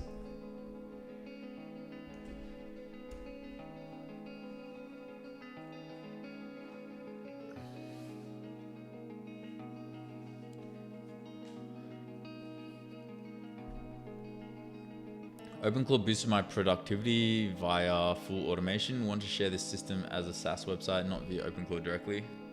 Can Openclaw code the site and migrate automations well, or better manual vibe coding via Claude Code? I'm no coder, lots to automate. I'd probably do a combination, but I'd probably do Claude Code for most of it, because your Openclaw is just going to run out of context if it's a really big project. Hey buddy, subscribed to your channel recently after your Openclaw videos. Thanks for the huge help. Quick idea, I run a community earning on faceless YouTube channels. Yo, nice. Welcome to the stream, Nmon.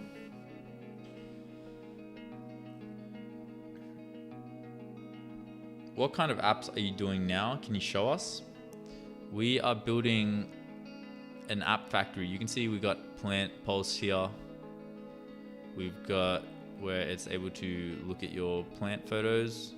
We've also got Pantry Pal here, where it's able to provide you with recipes. Yeah.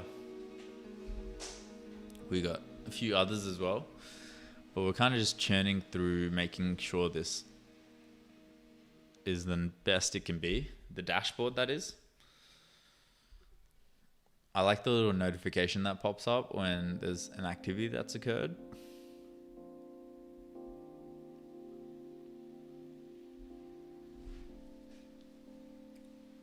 It could be cool if part of the automated marketing was it was able to, I guess, comment under relevant Reddit posts. I know the Reddit community hates that shit, but under specific relevant community posts, it automatically comments under them. I feel like that could be some decent automated marketing.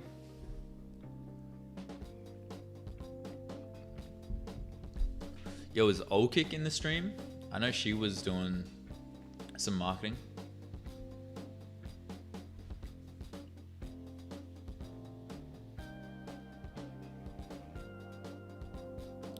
What the fuck? I sent a link. Why didn't you check it? The links don't send Nose Night.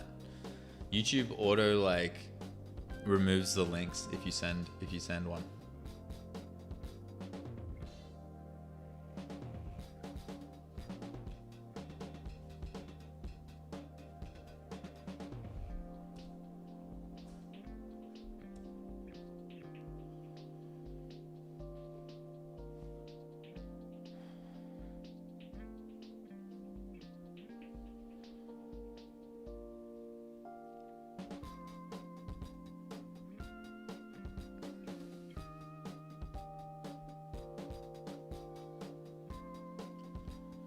I know, but you can copy and paste. Don't be lazy. What do you mean?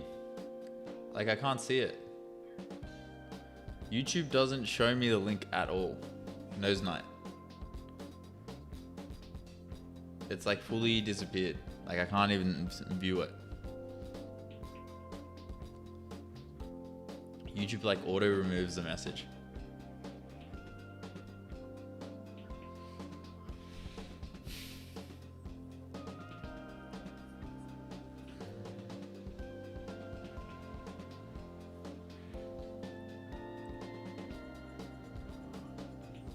What's Openclaw saying? So at 10:11 there was a cron job. The 8 a.m. run got killed. Likely hit the exec timeout. Nothing actually changed though. Things are moving. Got unblocked. Someone created the app in AAC. Now waiting for review. Pantry file moved to log, and a new project subsnip just started. Good run. Let me update the daily log. Okay.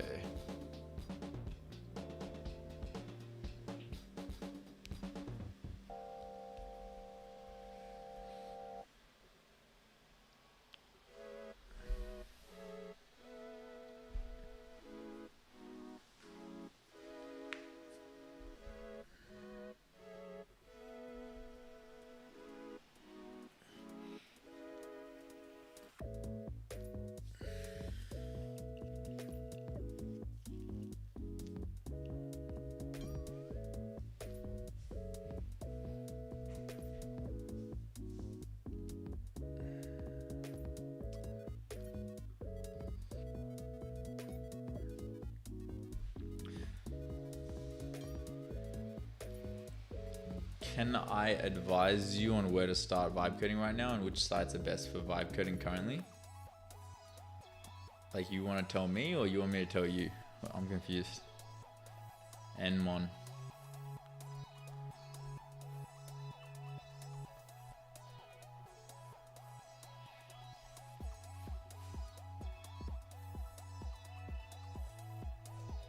This song always hits, man, gets me going.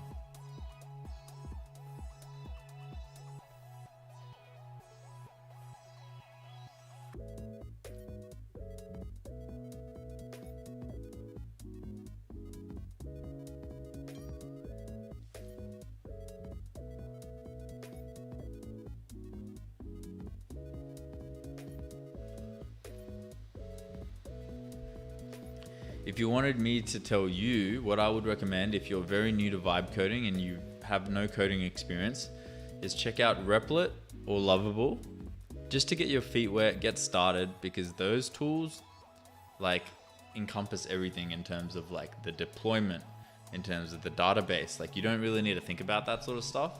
So just to get involved and kind of get the wheels churning a little bit and the snowball rolling, I would recommend starting there. You could even try Rourke Max if you want. They're doing like iOS apps specifically. And then from there, I would probably move to like Claude Code or something. There's 5 different apps that you are deploying. Yes.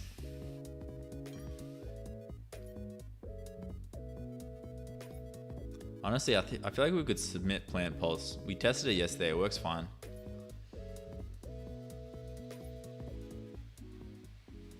You must upload screenshots for, oh yeah. Okay, let's do this and then submit it.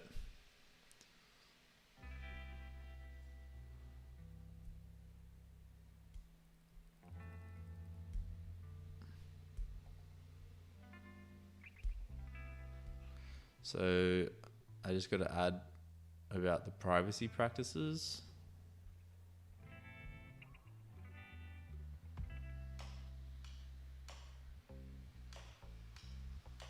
Data not collected, publish. And then we just need to do the iPad. Can you do the iPads? Oh, my freaking Whisperflow doesn't work. Can you do the iPad screenshots and update the metadata so I can submit Plant Pulse into the App Store?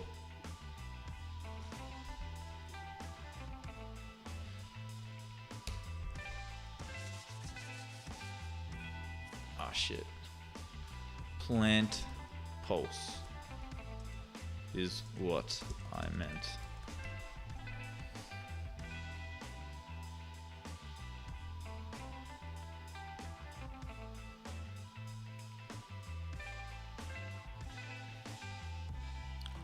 I'm scared of Openclaw hacking me. I'm scared of Openclaw hacking me if I install that. I mean, you know, the Openclaw updates, they're really patching up a lot of security risks that they found. So, you know, early on, there were a lot more security risks than there are now, you know? And I feel like the security was a little bit overblown even. Like obviously like there were risks, but if you like, you know, obviously install Tailscale and know what you're doing and can mitigate the security, it's like fine, man. Or you could run yours in a VM.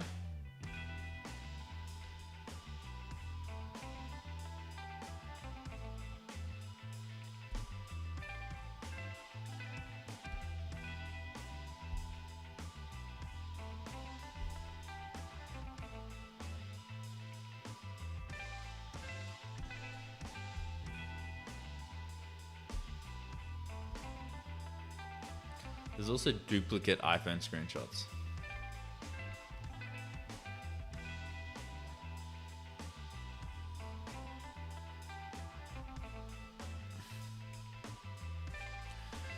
There are also duplicate iPhone screenshots of the same pages. I guess this was when the iPad screenshots weren't working properly. Please remove dupes and clear context and bypass terms.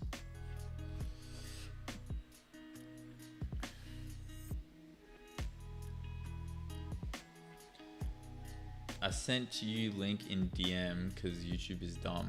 What, in the Discord DMs?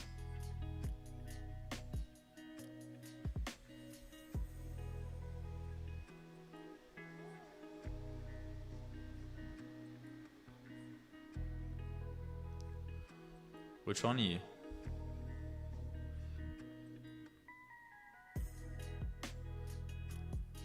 Yo, is this you? Are you banned? I was talking to you this morning. Opus 4.6 with new swarm mode versus Opus 4.6 without it. 2.5x faster plus done better. Swarms work. Ooh, this is cool. Let's check this out. All right, quick little app break, guys. Let's watch this video. We're going to kick off two versions of this, one in swarms mode and one in regular mode. Okay, I'm going to start the timers at the same time for both of these, and we're going to measure how long this takes. So what I'm doing here is I'm using Claude Opus 4.6 without teams, and then I'm going to use Claude Opus 4.6 with teams. You can see they're starting to spin up over here on the right. Each one of these is a teammate. So we have a team lead right here. More are going to be spun up in just a second. You're going to see new panels pop up here, and I can interact with each one of these agents individually. Okay, so this is all T-mux support. This is crazy. Anthropic has shipped this directly into Claude Code, so all you have to do is use T-mux to get this enabled. You don't have to do any weird settings. And Holy what we're doing shit. here is we're actually building a markdown note-taking app as a single web page. Okay, so no fancy stuff. This is just like HTML, CSS, and JS.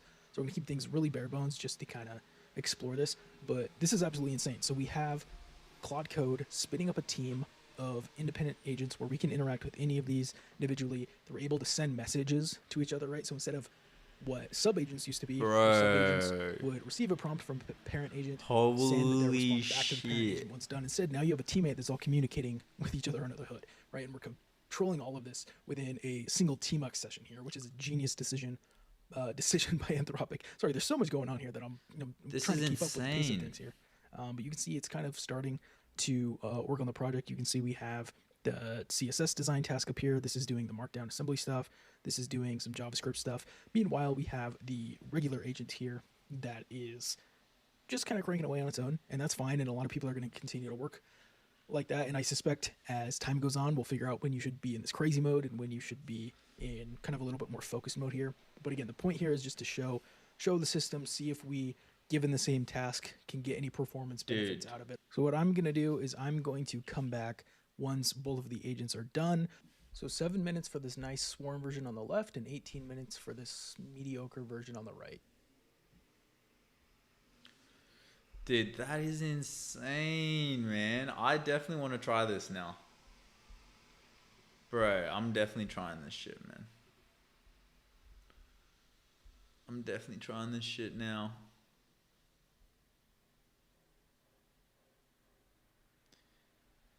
Teams are disabled by default. Enable them. Please enable agent teams.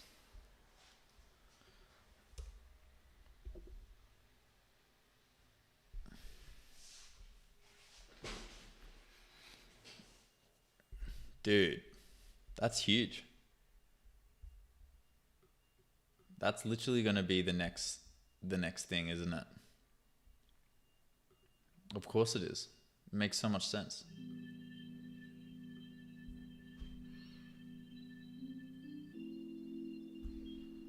Bro, my mind is actually blown right now.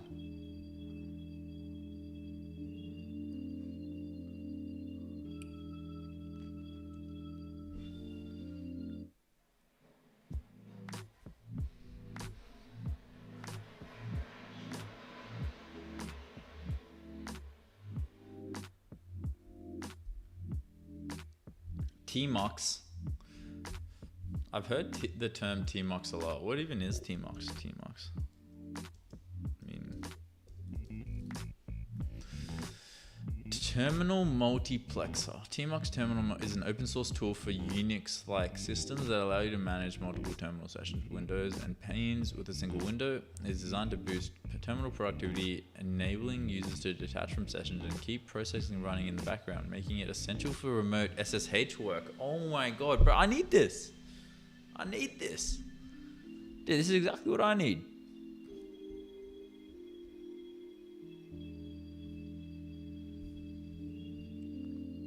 Bro, I'm freaking installing that shit right now.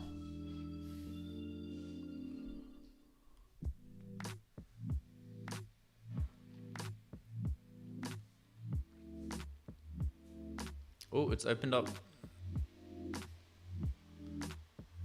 an iPhone instance. However, that's not an iPad.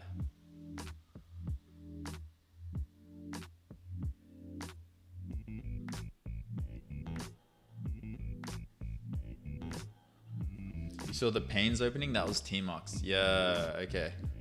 Dude, that's sick. Is that what you use? Nose knife? Just terminal, straight terminal with T-mux?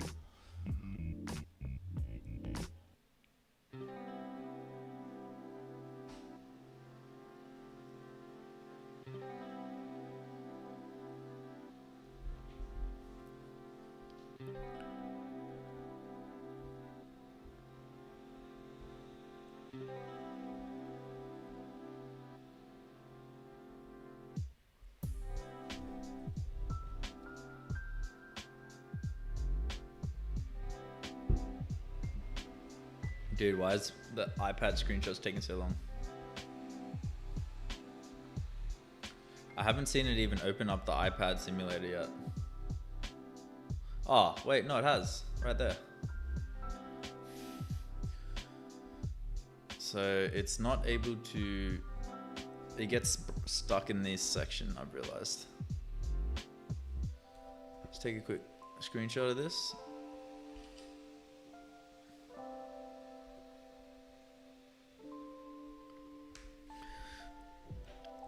I've noticed the screenshots always get stuck here when they swipe down and it's usually not strong enough, or they need to press the cancel feature.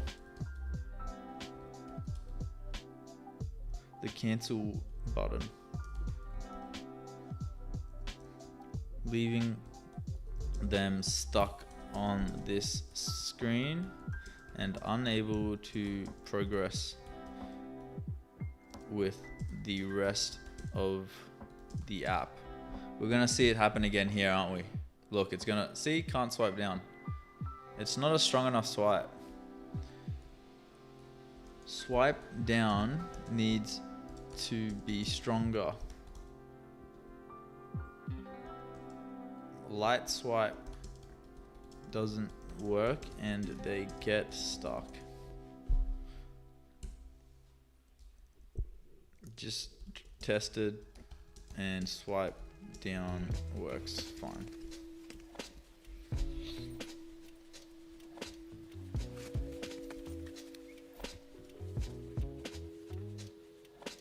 Manual swipe down works fine. if you provided with enough force. I use T-mux, yeah. So if you use the agent feature, it's gonna work faster and better, but also burn more tokens. Try it out right now, you'll see it in action. Yeah, no, that's the plan. Yo, it's opening these screenshots. It's opening these a lot.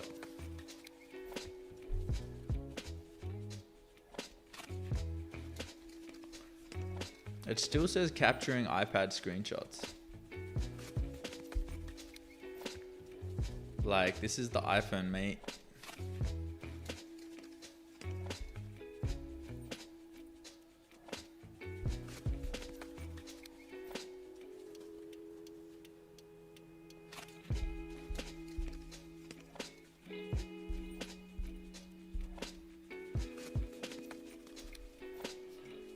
But this is cool. This is basically our AI agent going through the app and taking the right screenshots and testing everything works fine.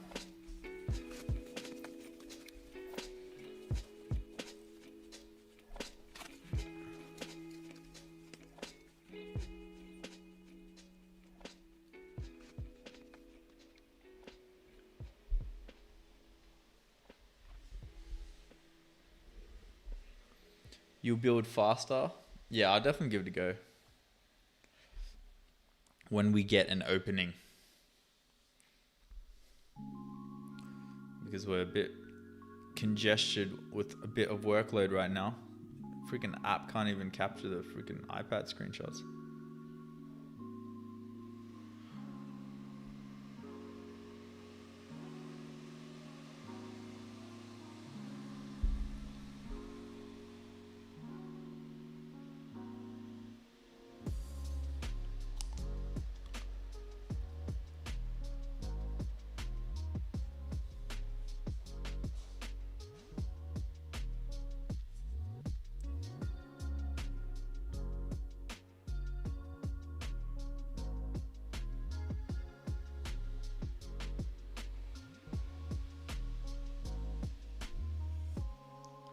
Dude, how many times is it gonna rerun the screenshots? You must be running into an issue or error or something.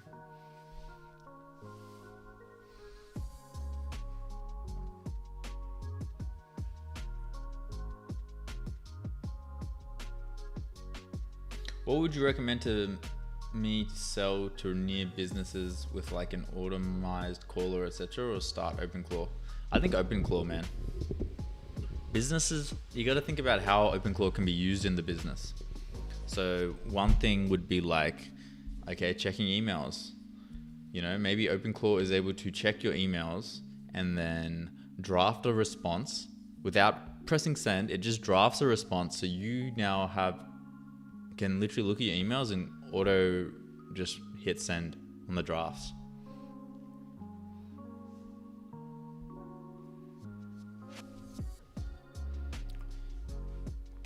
Stuff like that, you know.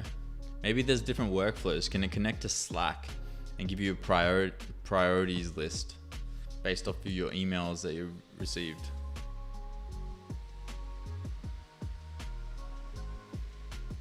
I mean, you could probably do it with N8N. I'm not too familiar with the N8N, to be honest, so I can't really comment. But I'm pretty sure you can just use AI to then build the N8N workflows.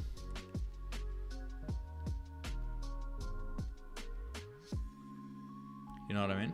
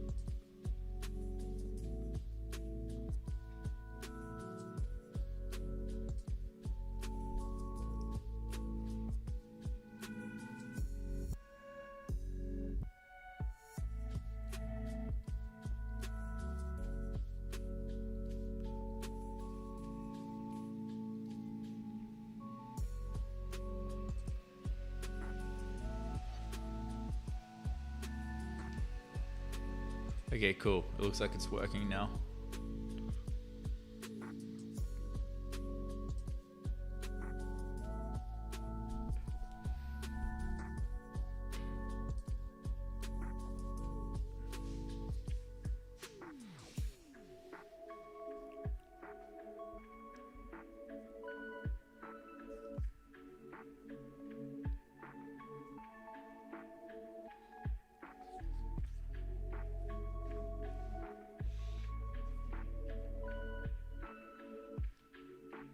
It's weird because it was working fine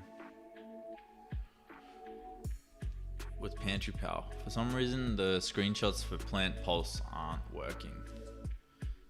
Not entirely sure why.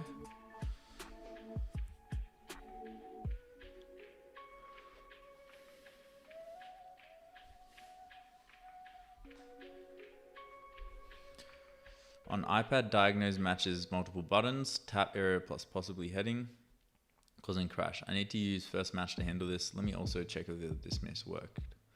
By looking at the flow, the test captured 2 screenshots and crashed at the diagnose tab, meaning the sheet dismiss may have worked, but the tab navigation crashed. It's gonna crash again, isn't it? Oh, it worked. Nice. Snap a photo of any leaf stem or spot that concerns you. Our AI will look for signs of disease. Nice. That's a cool feature.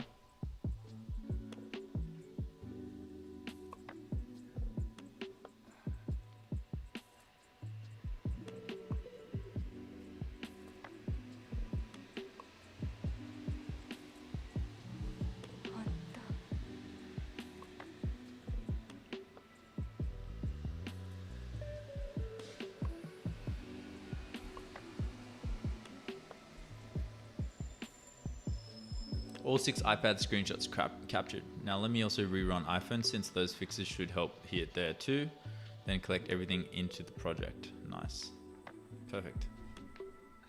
Took a while, but we got there in the end.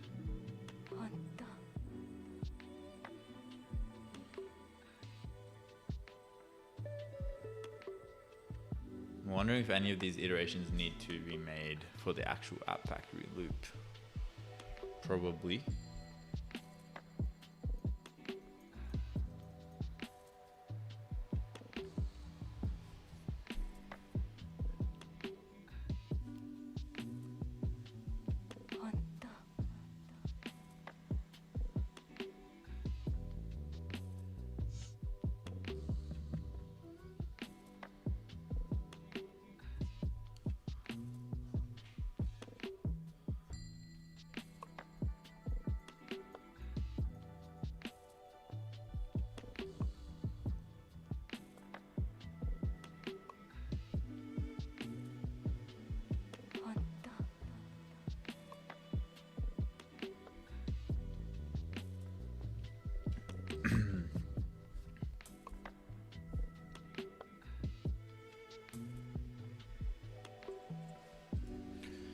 Can we install T-mux and enable agent teams?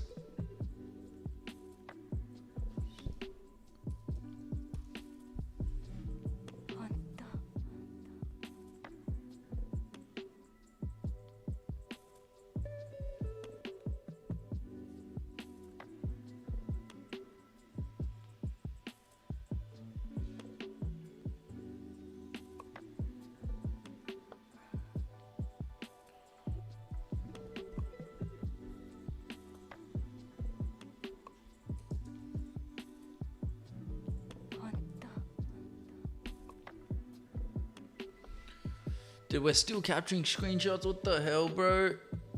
Oh my god, man. Come on, dude. Into the iPad screenshots got wiped, but then iPhone reran. The test clears the temp folder. Let me rerun iPad, save them properly this time, then stage everything. Bro. Okay, we finally got all the screenshots. Oh my god. Oh, Kink, what's good? I was talking about you earlier. Around the... Because you're doing Reddit automations, right? I was wondering, like, for the App Factory, integrating some sort of, like, automated marketing system where it comments under like specific Reddit posts. You know what I mean?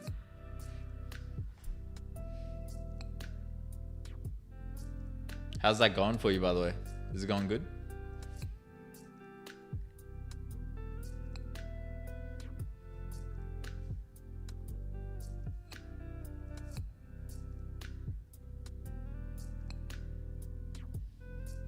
I'll show you my workflow. Yeah, do it. Were you sending it Discord? You can do that. Legend pays to build in public, man. I'm telling you. Yo, what the hell? There's more people in co-work than in the stream, man. What the hell is going on? It's a bot on Discord. I built it. Yo, no way. Were you sending it? DMs or?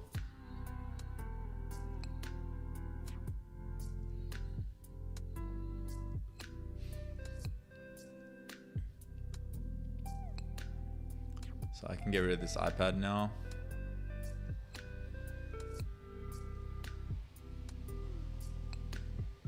So what emulator are you using for the iPhones and iPads? I've not done Apple app dev before, dabbled in Android like 15 years ago. I mean, it's just the Mac OS simulator. It like comes with the, it's this one right here. It comes with like Xcode and everything. Is ready for submission. All right, cool. Let's also do this. Let's install Agent Teams and T-mux. Give us a refresh.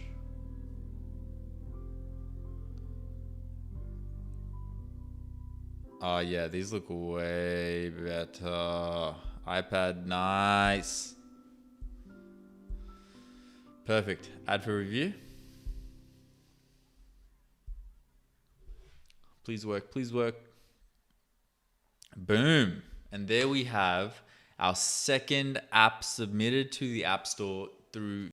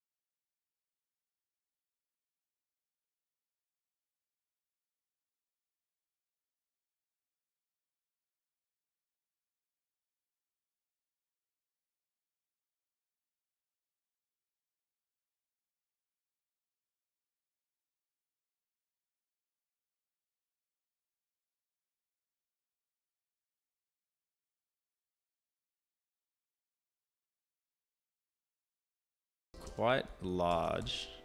And when I scroll down, I can't see the sidebar sections of the sidebar anymore.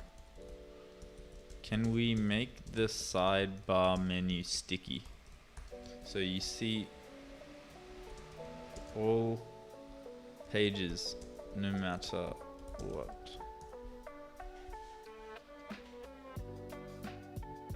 I noticed this number keeps like flickering between 2 and 3. Not sure why. Nice design, thank you. It's all built through Sheldon. The other thing is we have the sub radar not fully showing the validation scores. Like you look at SIP tally, it's got nicer looking. Now, I mean, maybe that's just because we were in the middle of building it, the feature in the first place.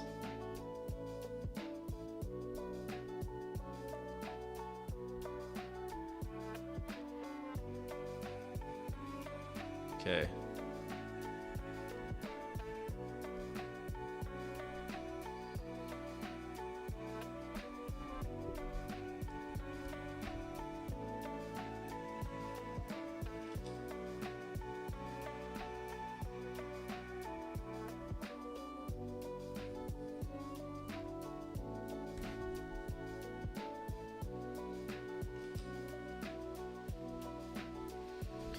If you look at the research and validation of these newer app ideas, they are missing some of the sections that the older ones had. Please review.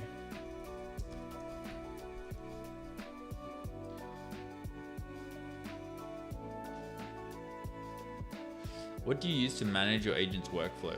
I planned out a detailed process, but I'm having issues implementing it. Yeah, see, that's low-key a bit of a trap. Did you release both tonight? We released one app yesterday, and then we released Plant Pulse today. So in terms of like planning for a big build, you know, we've run into this issue before, but like when you're doing like a product requirements document, and let's say you're running it through Claude Code, and then on the left-hand side, you've also got Codex 5.3 reviewing it, because that, so far from my experience, I've found that is the best approach when starting a new idea. You want to kind of do that. I have noticed if you have a really big PRD, it just won't ship properly. Like we did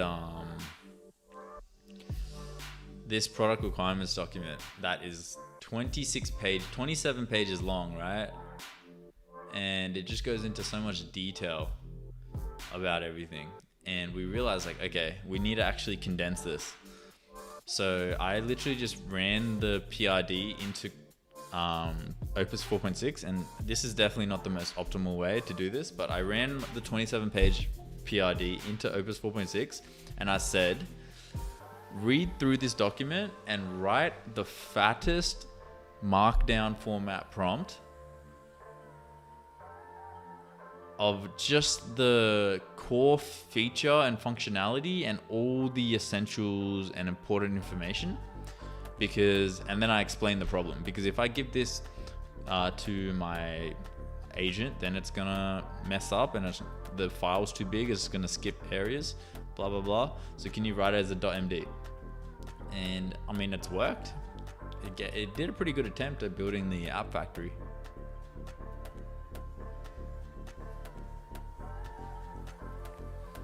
I love how fast you're shipping. Cheers, old kick. We ship fast around here, man. No fluff, no BS, man. We just straight execution.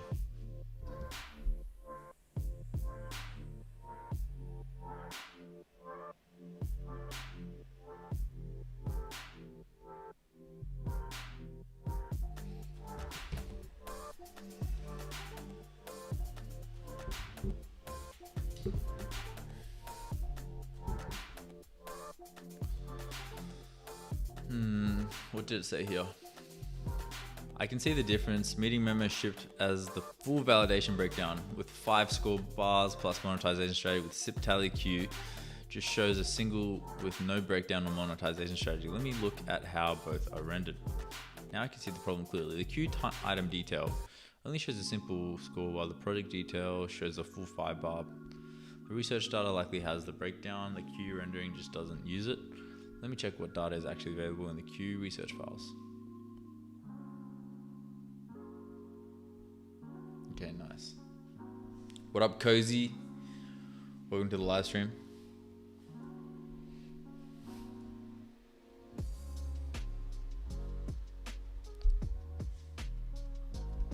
All ideas are already marked validated, so we won't rerun. Let me check if the original validation responses with breakdown data might be in the research results. No breakdown data saved anywhere. The old code didn't merge scores. I'll write a quick backfill script to revalidate the existing ideas. Okay.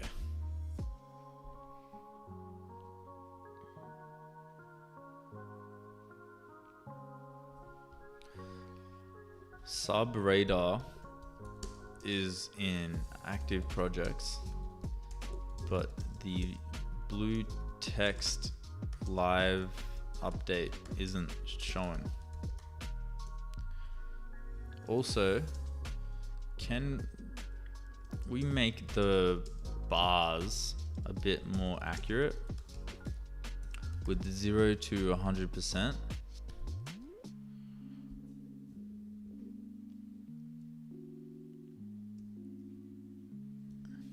This gives a better idea on where the app is at in production.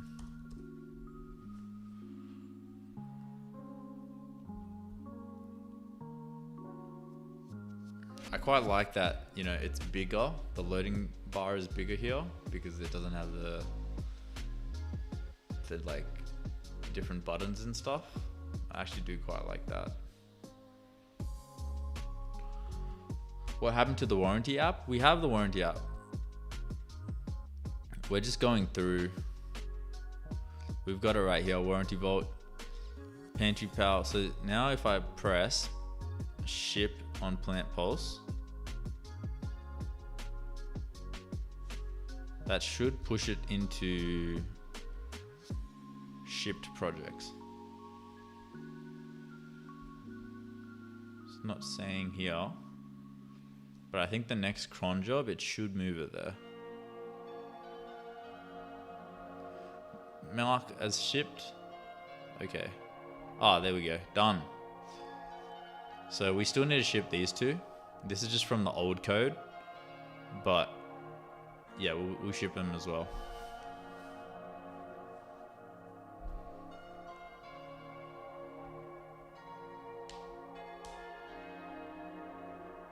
Have you launched them in App Store yet? Yes, we've launched Plant Pulse and Pantry Pal for review in the App Store. I've seen you explain parts of your factory before, but do you have a full guide? I mean, not really, but like I said, you can always just get the transcript, paste it into your agent and just tell it to fill in the gaps.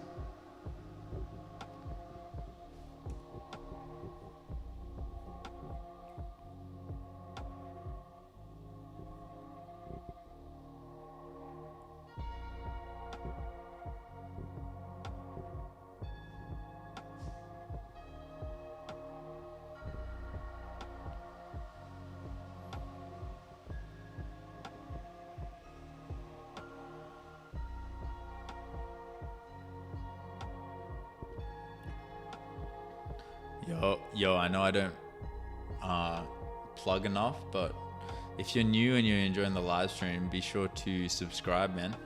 We're nearly at 6,400 subscribers. So support would be much appreciated. Also like the live stream if you're having a good time and you want to see more. What up, fellow dev? Damn, I'm called a dev now. That's kind of crazy. Coming from a marketing background, I'm a dev now. Thanks, that helps a lot. Previously, you mentioned having Claude and another model go back and forth to create the document. What's the most efficient way of allowing the models to collaborate? I mean, I'm sure there's a more efficient way than how I do it, but the way that I kind of do it is I have, you know, I literally have Claude build the document, right? I literally have Claude build a document, and then I'll just go into like wherever you use Codex, download the document, and then just paste it into the Codex chat and be like, this is the version 2 of the document. Now, I'm sure that obviously isn't the most efficient way, but that's just how I do it. How much is take for you to run all this? It's pretty costly, man. Maybe about $1,000 a month in AI tokens. What you working on? We are currently working on an autonomous app factory. Yo, agency finally got his Apple developer account after 2 weeks of waiting. Congrats, man. Good shit. I don't remember waiting that long. It's weird. I wonder why they made you wait so long. You like suspicious or something? Suspicious activities, man?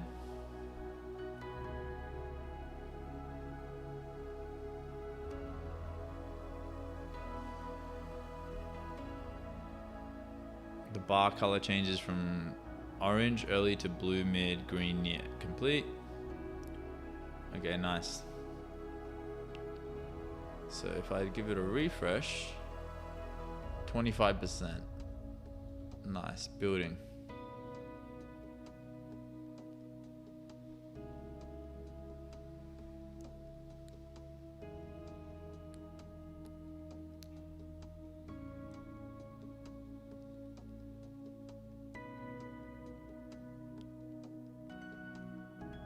So they got a little bin icon here. A dead simple, beautifully animated water intake tracker with smart daily goals based on your weight, weather, and exercise. No bloat, no calorie counting, just hydration. Honestly, bit of a shit idea, so let's just delete that. Nurse shift. A shift planning and earnings tracker built specifically for nurses and healthcare workers who juggle rotating schedules over time. Okay. A shift planning and earnings tracker built specifically for nurses who healthcare rotating over time, differential pay. Registered nurses, CNAs, travel nurses, and other shift-based healthcare workers in the US. Visual shift calendar with drag to schedule for day-night swing patterns and repeat rotations. Earnings estimator that calculates base plus overtime plus night differential plus holiday pay per period. Okay. Exportable shift summary for tax prep or dispute resolution with employer. That's cool. So on Reddit, subreddits, it's looked at nursing and registered nurse. Users frequently post about manually calculating paychecks in Excel to verify hospital payroll errors. One subreddit nursing thread titled "Hospital Shorted My OT Again" has 400 plus upvotes, with nurses describing spending 2+ hours per day per pay period cross-checking differential pay because their hospital's HR portal shows no breakdown. Okay. Shift worker app handles rotating patterns but has zero pay calculation. Say no way to track what I actually earn and useless for night diff. Okay. This is a cool idea. I actually really like this idea. I wonder why I only valued it at a 7.3. Gentle customizable posture check. Okay, one more thing I'm going to do is the app ideas in queue are fine, so leave as is. But I think for future app ideas, if they don't rank 8 or higher, then we auto bin them and we keep researching. This gives us the creme of the crop.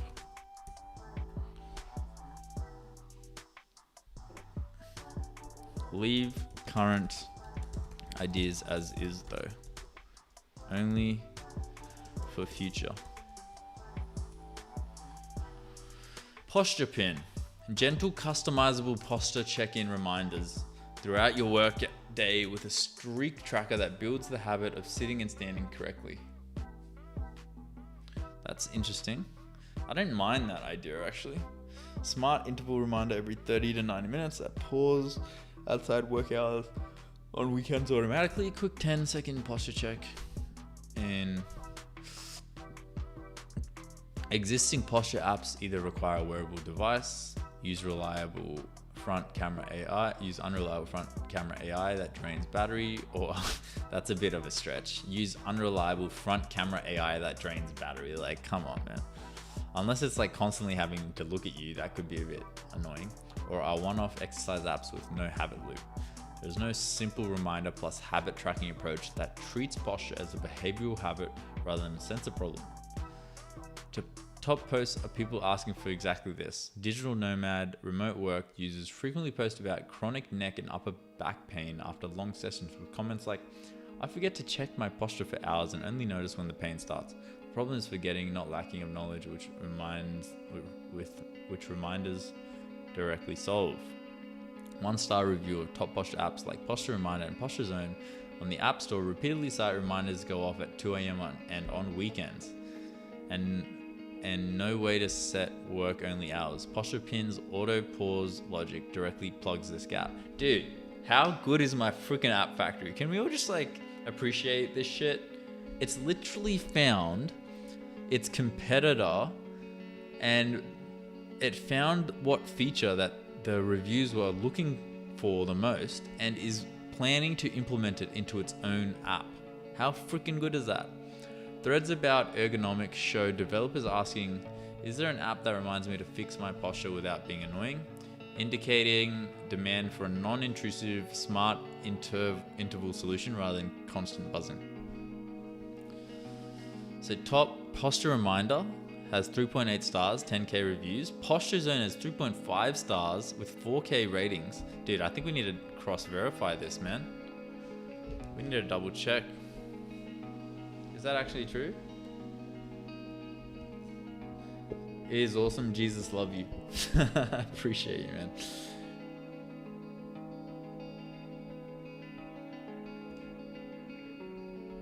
All right, let's actually look at the App Store.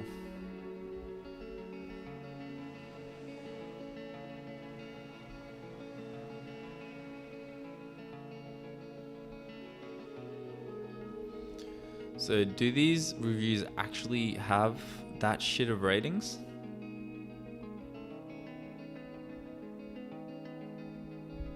Dude, you're joking. This app is charging $100 to just download it. Dude, that's insane. I can't believe that. They've got 148 reviews. Dude, that's ridiculous, man.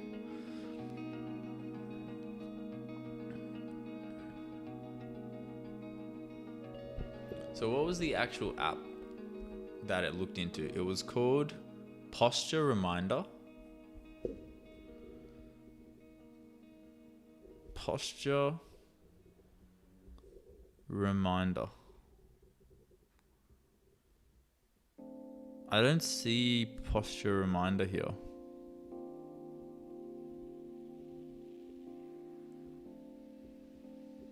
See, like I want to make sure it's not just bringing up fluff, you know? Straighten up. Maybe it's called Straighten Up. Maybe it's looking at the Android app. I don't know. Straighten Up.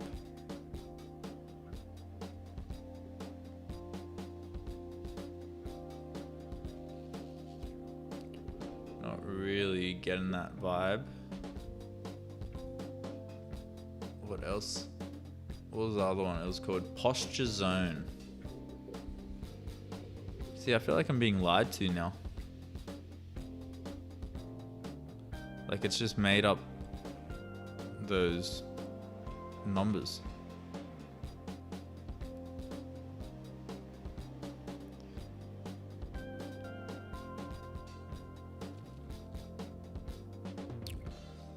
Yeah, definitely getting that vibe.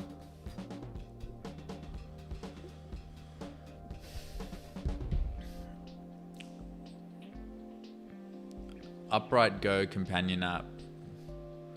Complain about reminders firing at night. Criticize clunky UI. Like, where is it getting this information from?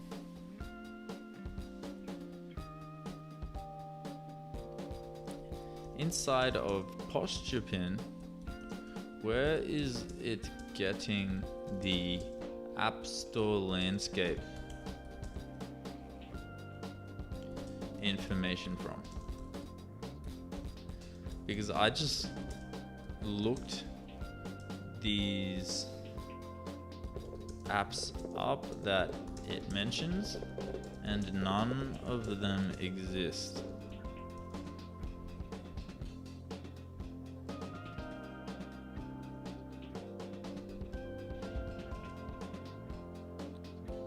We can't build and validate our apps off of mock data.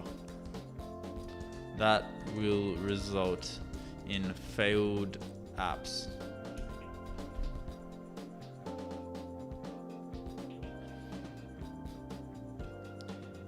Straight Facts No Fiction said, great content, Beast. You put me on so much AI innovations. Appreciate you, bro. That's straight facts, no fiction, man. Is it free to make these apps and launch them? No, you need a $100 or $150 Apple developer account.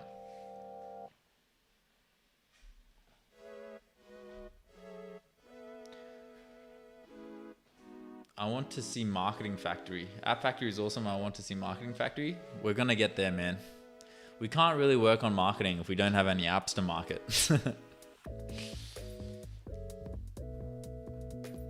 Marketing Factory will come though. What up, Slyfawn II? You're honestly overspending. You could have cheaper or free models do the research, have Opus do everything is just burning money. But I mean, if you don't care, that's fine. Yeah, I mean, initially, I'm not too fussed. Obviously, to optimize later, like we can definitely implement that sort of stuff. But right now, I just want to get shit working, man.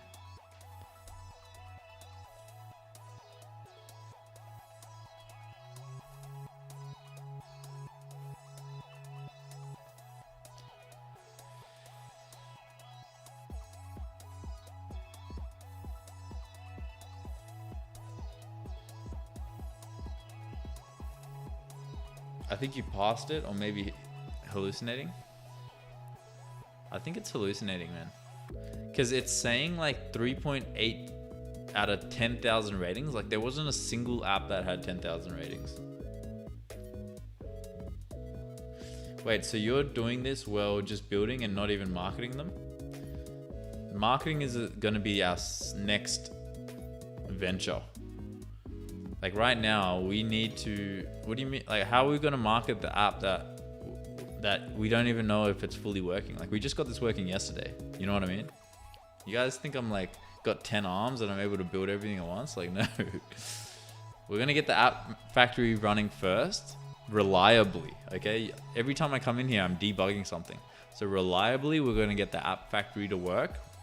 And then the next step is the marketing, where we're going to autonomously market these apps through using the Larry Brain skill.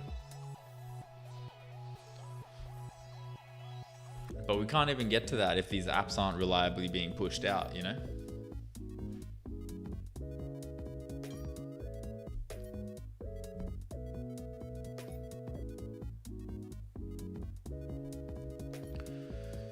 Now, future validations will search the real app store using the IDs keywords. So what did it actually say in response to what I said? You're absolutely right. The competitor data is completely made up by the AI. It's hallucinating app names, ratings, and review counts because it doesn't have real-time app store access. That's a real security problem for validation quality. The fix: use Apple's free iTunes search API to pull real competitor data before validating. Let me update the research script. Now out of function. Discovery prompt still lets the AI brainstorm freely, but every idea gets validated against real market data before it's approved.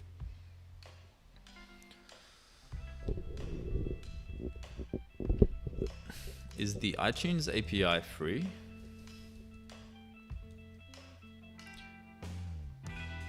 notice how different. Okay, we got new app data for posture pin. Refreshing.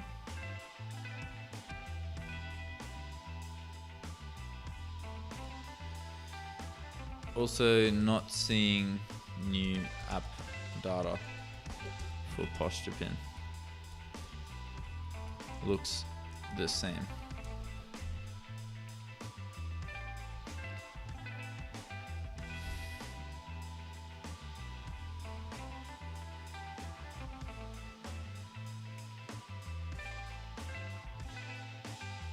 Doobie, have you automated the AI integration part? Yeah, pretty much. It just uses Gemini Flash for everything because it's the cheapest and most reliable. So we have like a template where it just literally just inserts the Gemini Flash API. It's humbling to see that even the Anthropic models aren't one-shotting everything. I thought I was at a huge disadvantage using free models. I still kind of am, to be honest. Nah, not even, man. It might take a bit longer, but at the end of the day, dude, if you're using like Coin or something, bro, they're on another level themselves. No, that's not what I'm saying. I am floored that you are already doing this well without marketing. It just didn't occur to me that you were not doing any marketing yet. Oh, yeah. I mean, we haven't done any marketing yet. I mean, obviously it depends, right? Because this app factory is like a different thing that we're building. But we did a lot of marketing for Ore Miner. Was able to generate, 100,000 impressions a month through the just posting on Ore Miner. We've also got Sway, which we haven't really started marketing on yet. I need to actually check where Sway is good, but these apps that we're building through the App Store haven't really generated users or revenue, or we don't even know if they're reviewed yet. But once they are, first thing is going to be adding automated marketing.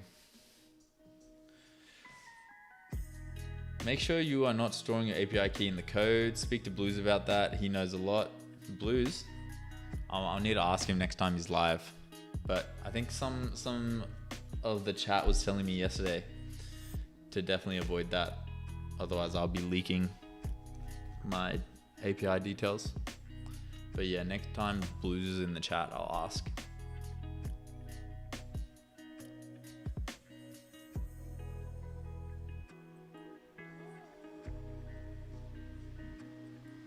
Please revalidate all of the apps in queue with zero AI hallucinations. All data must be real. If it isn't real, backtrack and understand why, and fix it.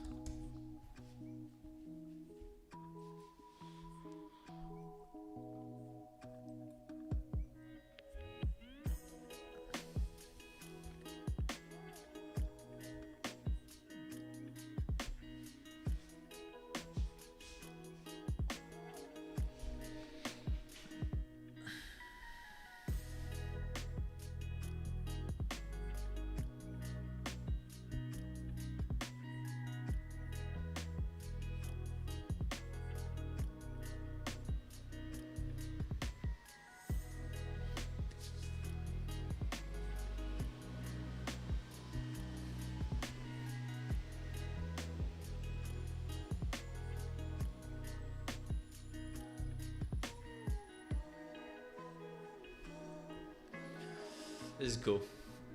Making some good progress, man. I feel like we ironed out a lot of kinks today.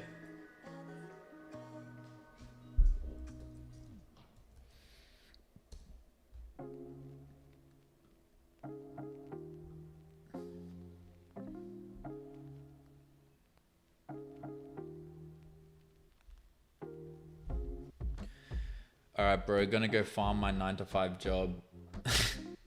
Peace out, Cozy. Good luck. Make sure you got some energy after your shift to work on your own shit, yeah?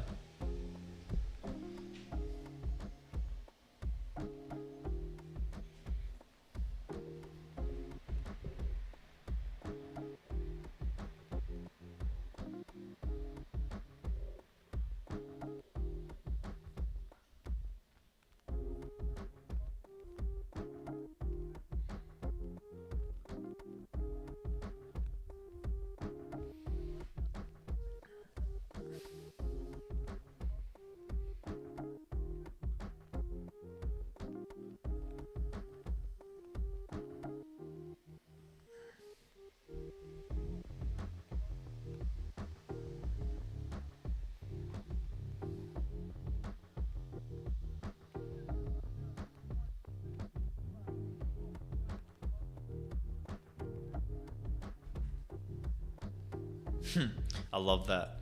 Meeting memo. Competitor analysis. The competition is extremely strong. Otter AI has 4.7 stars, 956 ratings. Is the dominant player offering real-time transcription, AI summaries. It's like, we can't compete with that. We ain't building that. It's fucking funny. Yo, interesting. Rejected. If it's under an 8, it gets rejected.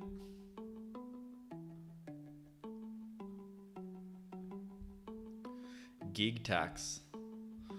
A micro tax prep companion for freelancers and gig workers that estimates quarterly taxes in real time as you log income, so you're never blinded by a tax bill. It was skipped in the batch and verify all 6 are clean.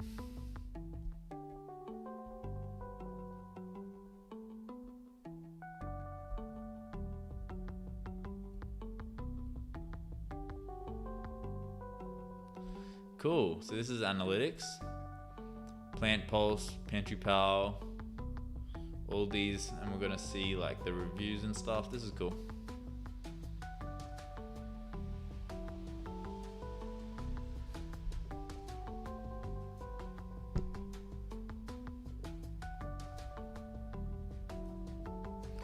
I binned and deleted it.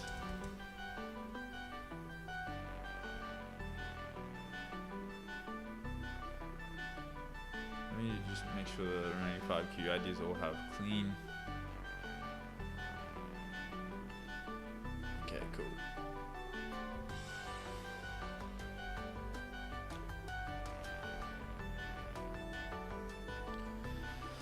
Sweet, so if I give this a refresh and I go down to posture pin, upright is the strongest posture specific competitor but requires purchase a separate hardware device. Upright.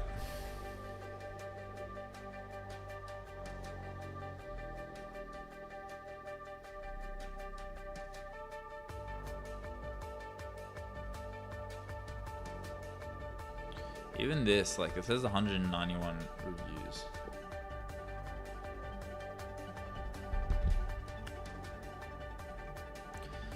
Ratings, still, the data is still a little off. On my mobile device, I looked up upright in App Store landscape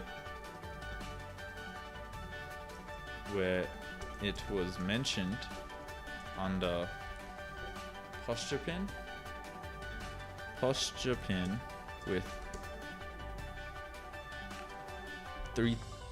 with nearly 4,000 reviews. However, the App Store only shows 191. I will say though, the 4.6 star rating is accurate. The number of reviews is inaccurate. Yeah.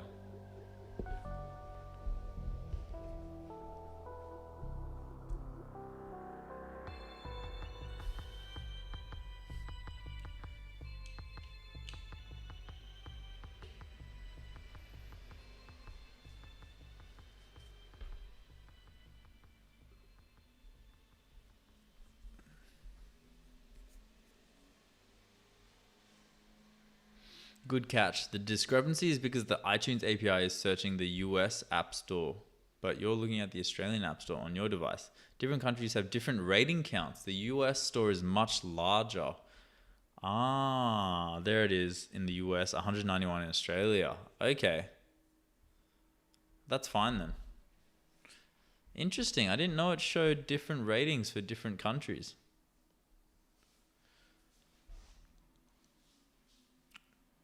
the fix. Search in AU App Store since that's your market and label it clearly. Let me update the script. I don't think we need to update to Australian market. We are building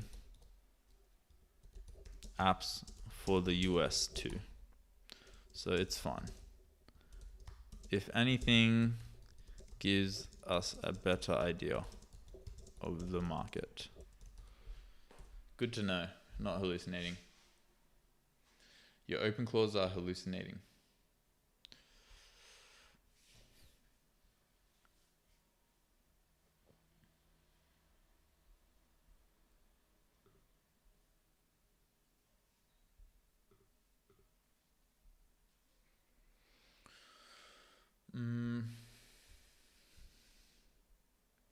Come on. Hurry up and compact the conversation so I can send this message.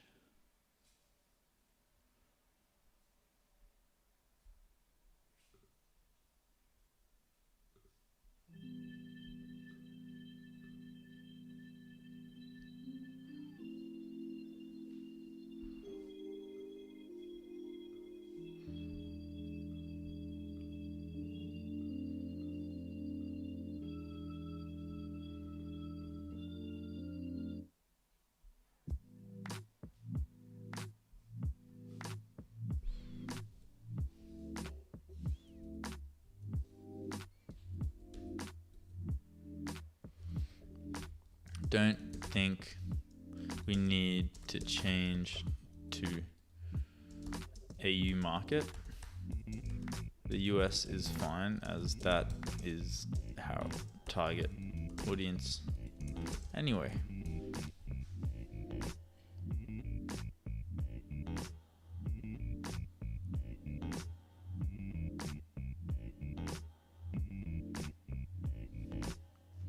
Cool.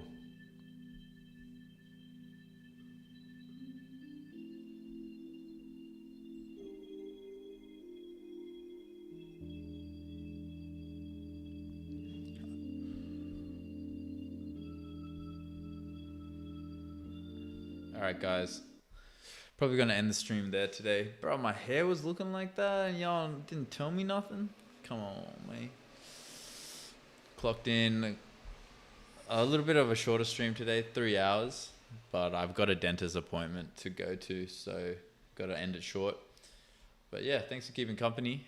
Obviously, I think we got a fair bit done today, you know? We submitted another app and we definitely fixed a lot of the bugs, hallucinations that were occurring in the research, validated the ideas through the app factory.